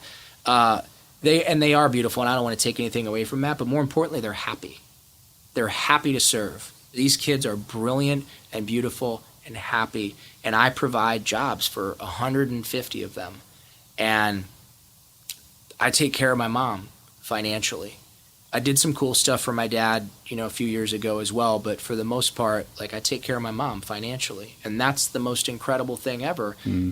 11 years ago, I was newly sober, and I was at Marmalade Cafe, and I got a phone call from my mom. She sounded terrible. I'd never heard her sound so bad. And she said that she had cancer. And I didn't have money to go visit her, and I didn't have money to help her. And my mother was living in this place called Kenwood Gardens, which is, you and I would consider it a housing project. It's like sort of one step below a housing project. And what was I going to do? Today, to know that she is living in a beautiful house, and there's nothing in the world that she wants that I won't buy her, it's the most incredible thing ever. So for people who are struggling with weight, for people who are struggling with depression, for people who are struggling from addiction, alcoholism, whatever you want to call it, whatever it is that you're suffering from, you can change. And you can change in such a profound way that within a short period of time, you won't even recognize yourself anymore. And that really, as we're talking and I'm looking at you and I keep glancing down at the cover of that book of me with scabs on my face at 109 pounds, and I feel the power and the strength inside of me now from sobriety, from health, from wellness, from good deeds, from esteemable acts. If I can do it, anybody can do it. If I can do it, anybody can do it. And that is the message that I want to get out there. Your listeners they're athletes, and they're vegans, and they're awesome, and they're good parents, and they're good kids, and I'm not like your listeners. I don't know about that. I mean, I think that there are a lot of people that listen, and I know this because I get hundreds of emails. There are a lot of people out there that are living basically ordinary lives, who are struggling with the day-to-day kind of stuff, and people that are feeling stuck in their lives, and they're not shooting speedballs necessarily, but there's a lot of people that are still stuck in the throes of addiction, people stuck in jobs they don't like, people who are feeling unfulfilled in their life. And I think that there is nothing more powerful than the testimony of somebody who's been able to change. And the difference between what you're doing, what I would characterize your book, your life story, and your extraordinary arc as aspirational as opposed to inspirational, because you are a guy that so many people can relate to. You're not Michael Jordan, somebody who's done something that most people can't connect with emotionally. They can be inspired by somebody like that, but they can't. There's not an emotional in so that they can model their life after that, right? And I think your story is incredibly potent, because I think there's so much humanity in it, and people can connect with that. And that doesn't mean that they have to live on Skid Row, but they can say, you know what, this guy is coming from a place that I can connect with, that I can relate to, and his change is so extraordinary and dramatic. If he can do that, then I need to reevaluate how I'm living my life, where I can extract from your story some principles and tools that I can incorporate into my life to start to make change. You know, and I think, the polarity between the picture on the cover of this book and the person that's sitting across from me right now is so dramatic. But the truth is, look, there'll be a neatly packaged narrative around this that makes it sound like it was something that happened very quickly. Mm-hmm. Like, how many years ago was this? 14. And how many? 14 years. Yeah. And how many millions of tiny decisions did you make every single day to get from that guy to the guy that you are now? It's the stuff you do every day. It's the tiny little things that you were talking about, like picking up the garbage on the street, or taking that $1 and giving it to somebody else, and taking that call to talk to that guy that you don't really feel like you have time to do. Like that is where the change takes place. Or how about just don't be a dick? Well, but how do you not be a dick if you're a dick? You do that by taking contrary action and doing those little things. Right. Don't be mean. Don't be a dick. Don't if you're driving in the fast lane and it's your right, to drive 40 or whatever in the fast lane, but how about don't do that? If you're driving slower than everybody else and you see people are passing you, get over. If someone is waiting on you in a restaurant and you can clearly see that they're struggling, how about instead of really laying into them and being nasty, how about tip them 100%, or whatever it is. I mean, I do stuff now and I don't like to talk about it because I think it takes away from the magic, but I just do stuff sometimes crazy, it's not philanthropy because that makes it sound fancy. I mean, I am involved with a couple of charities, but I'm just going to go ahead and say it because it's relevant to what we're talking about right now. But I like to sometimes, if I see people in a restaurant and they're just a nice couple, or maybe their kids are kind of driving them nuts or whatever, or sometimes I'll even overhear people talking about prices on the menu or whatever, I will very discreetly, as I'm leaving or as I'm going to the bathroom or whatever, I will grab their waiter or their waitress and I will say to them, I want you to put their meal on my tab and do me a favor. Do not, under any circumstances, tell them or I'm going to get really upset. And at the end of the meal, you simply say that the meal's taken care of and to have a good night. And please put 20% on there for yourself. The look on the waiter or the waitress's face, you can't imagine. But the best part is not the look on the waiter or the waitress's face. The best part is when I'm halfway home and I get that feeling inside my stomach and I know that I have just profoundly changed the course of someone's evening. That stuff is magic. There is no fancy, silly wallet that's hand painted in Paris or Lululemon jacket or whatever. None of this stuff means shit. But an act like that, an act of random kindness like that, is the stuff that makes me high now. And I try to do as much of that as I can. You don't want to be a lunatic. You don't want to go broke trying to, help out strangers that don't know you're helping them out or whatever. But I mean, look, I work real hard. I sold a part of my company for what I considered a small fortune. And I get to do stuff like that today. And it feels incredible. And then back to what we were talking about, the people that are sort of struggling and they're in a relationship that they don't want to be in, whatever. If you're in a relationship and you don't want to be in it, then get out. If you live somewhere that you don't like, move. If there is a job that you are working that is sucking the life out of you, sucking the soul out of you, quit and go get another job. And I don't mean to sound cavalier and oh yeah, it's so easy for him because now he's got a bunch of money or whatever. It wasn't easy for me. It was incredibly challenging for me. But I know so many people that are in relationships that they don't want to be in. What is that doing for you? What is that doing for the other person? It's not about possession. It's about love. I just ended a 9-year relationship. I don't even know if you know that. No, I didn't know that. Yeah, I just ended a 9-year relationship with the greatest human being on the planet. Literally the greatest human being on the planet. You know her. She is so incredibly beautiful and so incredibly altruistic and amazing and generous and wonderful.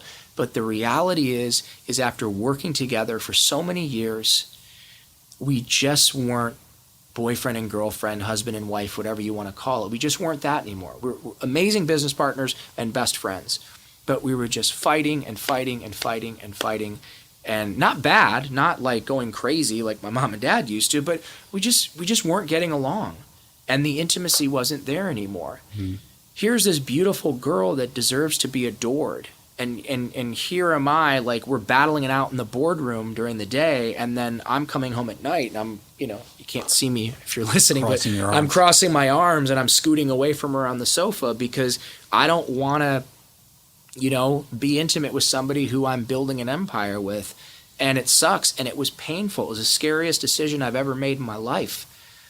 She is so happy now, and I am so happy, and our friendship is intact. And instead of being a scumbag and self-sabotaging the relationship, instead of being a scumbag and going and having affairs and doing all that stuff, I sat her down. I said, I love you more than anybody on this planet, but this isn't working anymore for either of us, and you know that. And I love you dearly, and I will lay down and die for you. I'll do anything for you. But what I won't do is stay in a relationship with you that doesn't serve you and I anymore, because you deserve better, and you know what? I deserve better too. And she said, she cried. She went in the other room and she cried. And the next day she said, are you going to move out or am I? And I said, of course you're not going to move out. You're not going to do anything. You're going to keep everything. You're going to stay. I'm going to go through the arduous task of finding a place, furnishing it, getting all the stuff and going through that. And it was a very challenging time, but we have such a great relationship today, and it's been about 2.5 months now. And I know it's still early and it's still a little bit raw and premature for me to be gloating about how amazing that was. But there may be challenges further down the road. Maybe she's going to start dating. She will start dating some incredible guy at some point. Maybe she is already. But we're not going to throw that in one another's face. We're going to be respectful. And, we watched the debates together the other night and laughed our asses off. We're going to jump on a plane, I think, Wednesday, and we're going to go just take a nice little trip. You're still going to go on vacation with her? I am. Wow. Well, That's unique. I get to go on vacation with her because I wasn't a scumbag. Because I wasn't abusive. I didn't self-sabotage. I didn't go have affairs. I was honest and transparent, and I said, I love you more than anything. And I even said the next day, like, do you feel like we're boyfriend and girlfriend? Because if you do, like, it's news to me. And she knew I was telling the truth. So conscious uncoupling, conscious quitting a job that you don't like anymore, or going and getting another job and then quitting that job maybe is probably better advice. And I probably shouldn't be giving anybody advice because I made such a mess of my own life. But I don't like when I see people stuck and stagnant and suffocating, because life is so brief, and most people like me really feel like this is dress rehearsal. Yeah. It is the pernicious condition, though, that I think it afflicts so many people, and it's the devil, and I think we live in a fear-based society, and it's very frightening and scary to step outside your reality and shake up your routine and do something different and not know where that's going to lead, and I think that's where the faith part comes in. And that's what you learn in recovery. You learn to trust that there is a safety net, that if you are really doing the inside work to connect with who you really are, and you step into a place of trying to express that authentically, there's a trust that comes in that you will be taken care of. That's Always. what I learned. That's Always. what I learned in recovery. Always. And that has never let me down. It's terrifying, and it is not for the weak at heart by any stretch of the imagination. And I don't mean to be pithy about it either. And I'm not going to say you should quit your job. I understand that things are complicated and it's difficult, but I think you owe it to yourself to really do that interior work and begin to express whatever is inside of you that you feel is underexpressed as honestly as you can, and with compassion when other people are involved. Yeah. And when you do that, you end up in situations like this, like you just explained. Yeah. And move forward with faith and live a good life, and if you're living in a place that's too expensive, then move to a place that's more affordable. I mean, there's like practical little things that people can do that they can enhance the quality of their life. And most people just don't do them because, as you said, they're comfortable in the knowing of what they're in versus the unknowing. And I was terrified to make many of the decisions that I made over the last 12 and a half years, and some of them were made for me. I had a good job working at this rehab in Malibu, and they gave me medical insurance and dental insurance, and I really kind of thought that I'd figured life out. and they fired me. And it was so scary. And I'm like, oh my God, what am I going to do? And what am I going to do? I'm going to get up. I'm going to put my clothes on. I'm going to brush my teeth. I'm going to move forward with certainty. I'm going to move forward with faith, because God, the universe, whatever it is you want to say, is always going to take care of you. And if you really believe that, then it's just your reality. And I also think that it requires breaking out of this mindset where you're focused on where is mine? When am I going to get mine? Where's mine? He's got that. When am I going to get that?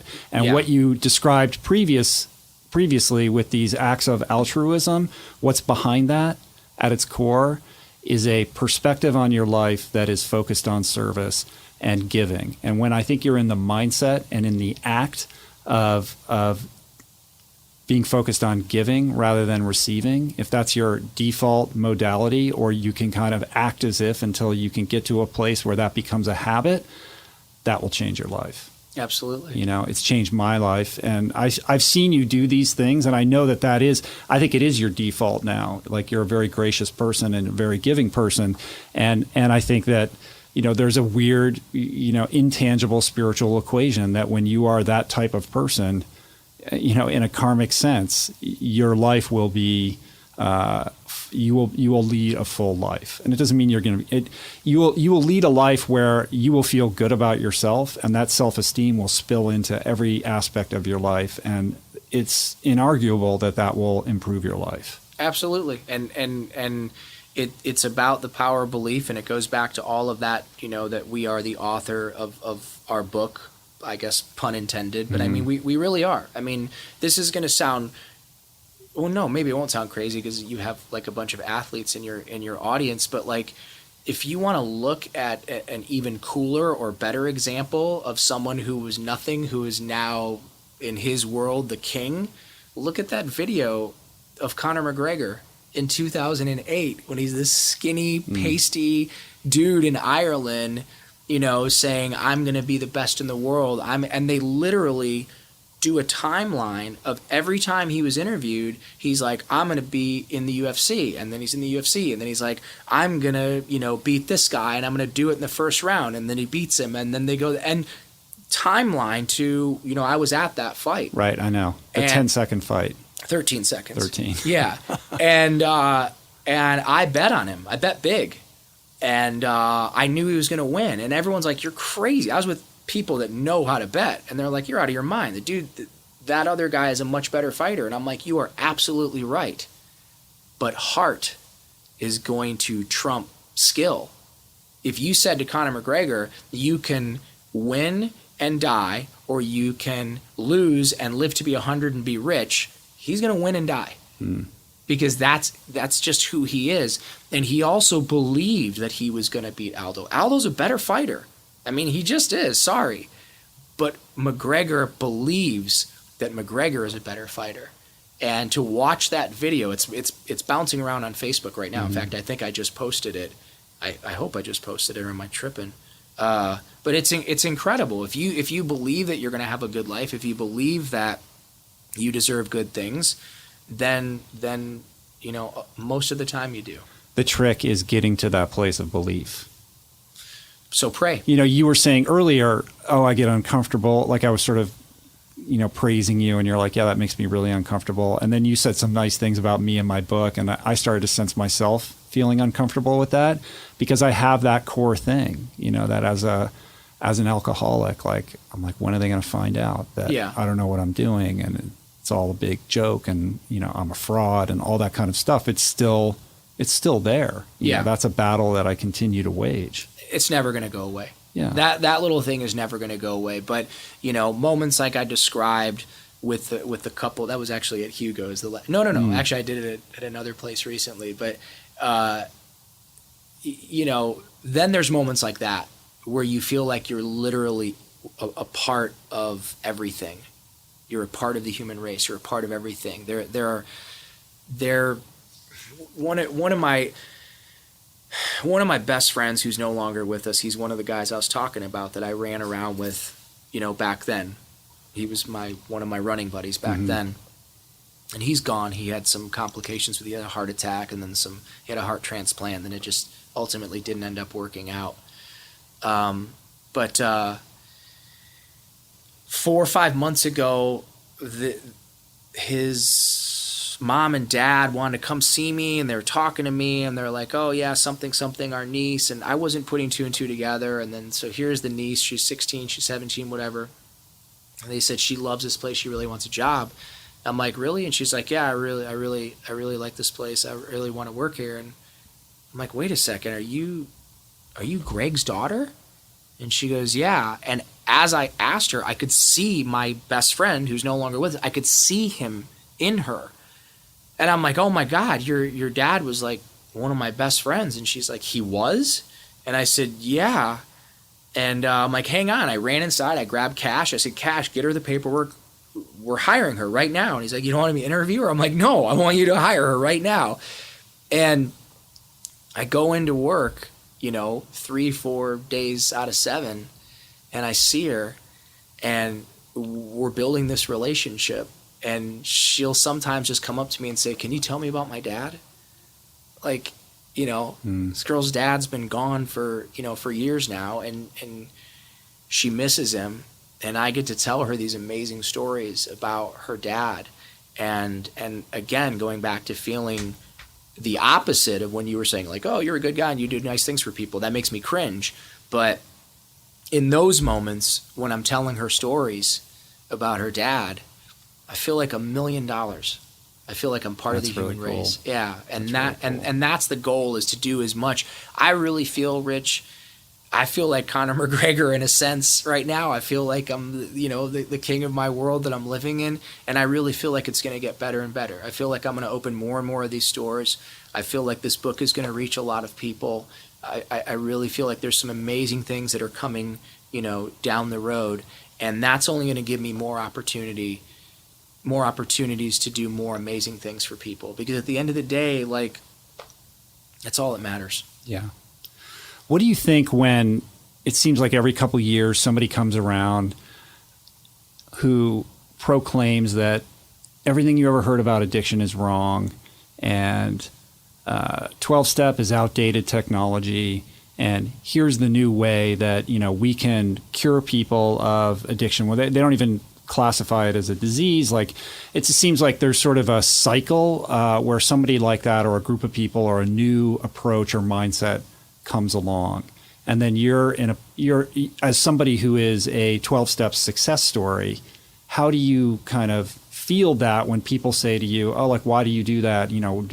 Shouldn't you go over here and solve your problem this way or whatnot? Like, how do you process that, and what is your perspective on that? I don't know. And I get a lot of that because I'm in the health food world or whatever. People talk to me all the time about ayahuasca. Well, that was one. I wanted to talk about that as well, because that comes up on the podcast a lot. And it seems to be having a moment right now where it's all about the plant medicine, and we can, sort of resolve addiction issues through ayahuasca. I had Gabor Mate on the podcast, who's a big proponent of ayahuasca, and has done some amazing work in the field of addiction. He's helped a lot of people. His book, In the Realm of Hungry Ghosts, is amazing. I recommend everybody read it. And I had an incredible conversation with him, and he was very helpful to me personally. And then after the podcast, he wanted to talk to me about ayahuasca, and I can't go there.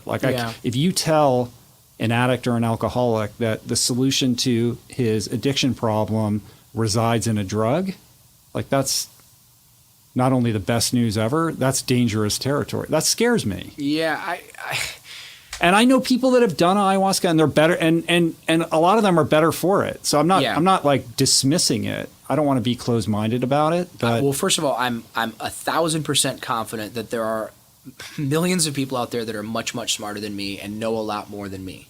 And ibogaine and ayahuasca and plant medicine and the licking the frogs and there's all kinds of stuff that people are doing, and they're doing it with a lot of success. There's people that are using, psilocybin and mushrooms at, I think, at venerable, like Stanford and, universities. Yeah, there's a lot of science going into that right now. And I think it's great. For myself personally, my gut instinct is that if I use a drug or a shortcut to try and become more spiritual, there's a very good chance I'm going to be blowing homeless guys for crack within 36 hours. to put it bluntly.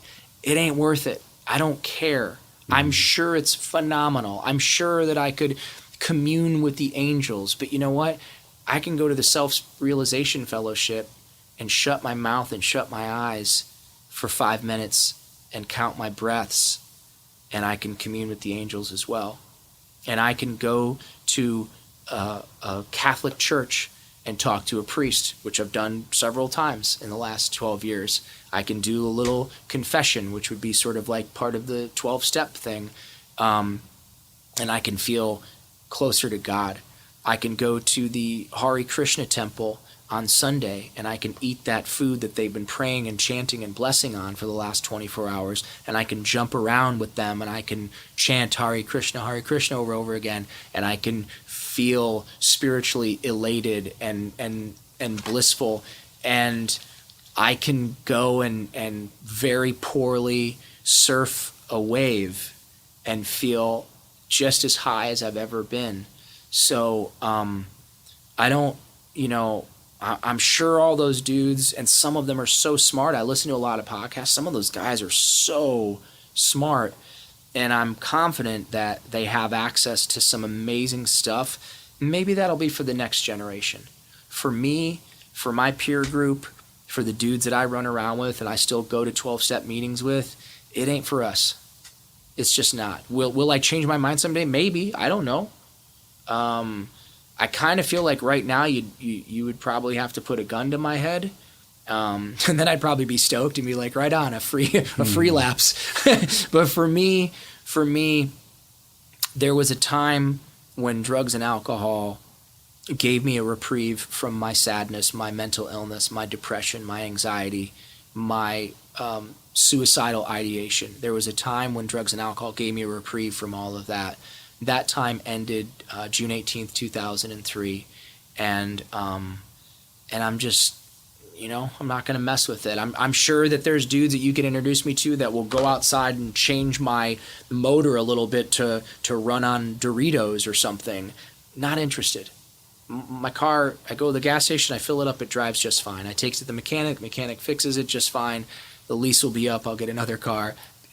Why mess with what's working? Yeah, it's working. I drive a Volvo. I'm going to drive a Volvo again. I drove a Volvo before that. I'm pretty practical on that stuff, and I know also that I have an incredibly addictive personality.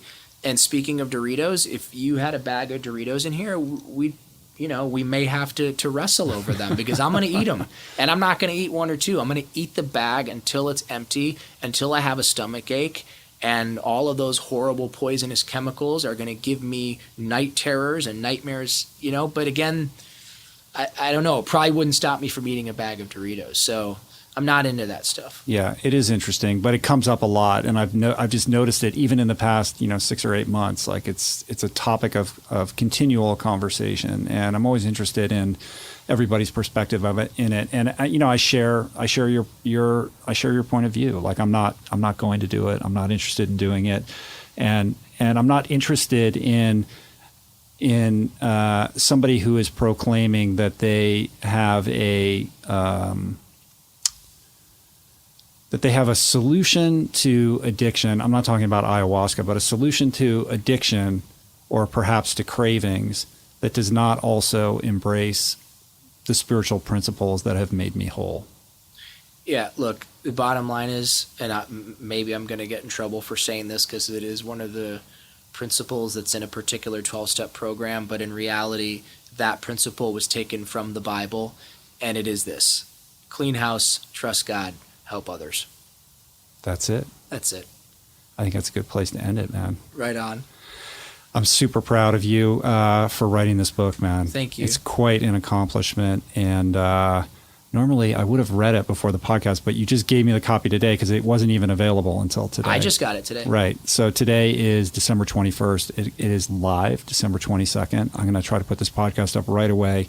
And I love you, man. I love you. I'm just over the moon that you got this done. And I couldn't be happier for all your success with SunLife. I see how you interact with your customers and your employees, and it's a beautiful thing, man. Thank you. I see it only growing. So live long and prosper. Thank you so much. All right, dude. So if people want to check out Khalil, the first thing to do is go to Amazon and pick up I Forgot to Die, preferably by using the Amazon banner ad at richroll.com first, so we both win. Yes. And you're back on Facebook, dude. How many? You were off for 2 years? Yeah. Oh, he's got a book coming out. He's back on Facebook. Well, yeah, I'm on Facebook to promote my book and nothing else. And in the 2 years of being off, my life has taken off in such a profound way. And here's a reality. I'm back on Facebook now, and at 5 o'clock in the morning, I'm watching cat videos. Right. I'm watching, propaganda, political, Facebook, Instagram, all that stuff. I have never, with the exception of something called the yoga wheel, I think it's called, which fixed my lower back problems. I saw it on Instagram and I ordered it. I'm like, God, I'm an idiot. I'm spending $100 on a piece of plastic. Well, the piece of plastic fixed my back. But aside from the yoga wheel and maybe, learning about some books or learning about some documentaries. I've seen some great documentaries advertised on Facebook.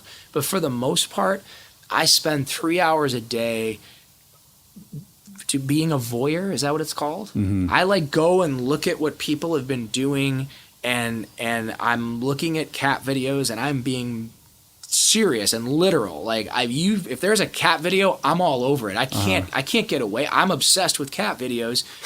And what in God's name, how is that going to enhance my life?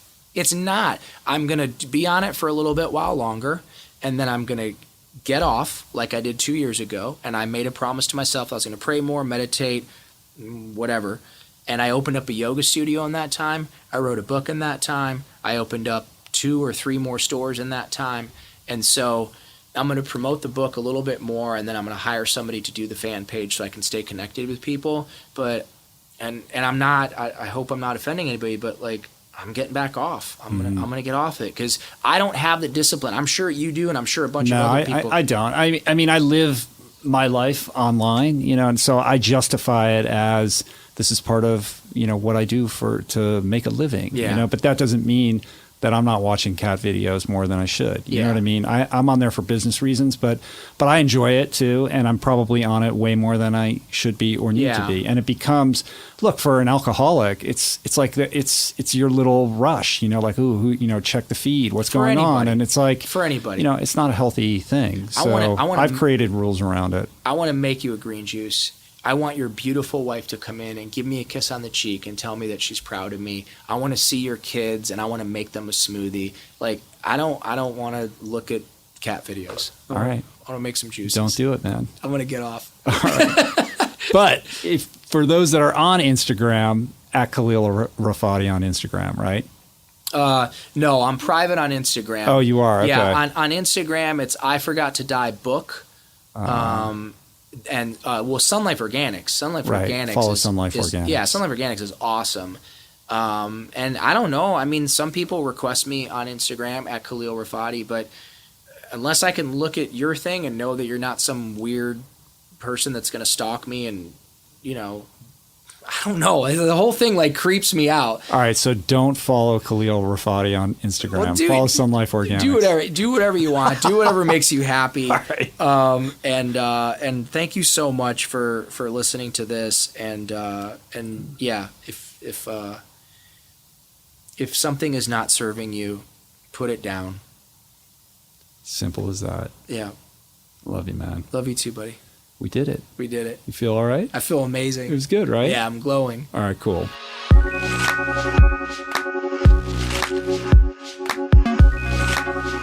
I really do love that guy. I hope you guys enjoyed that, and I greatly appreciate Khalil dropping by and sharing more of his remarkable journey with us.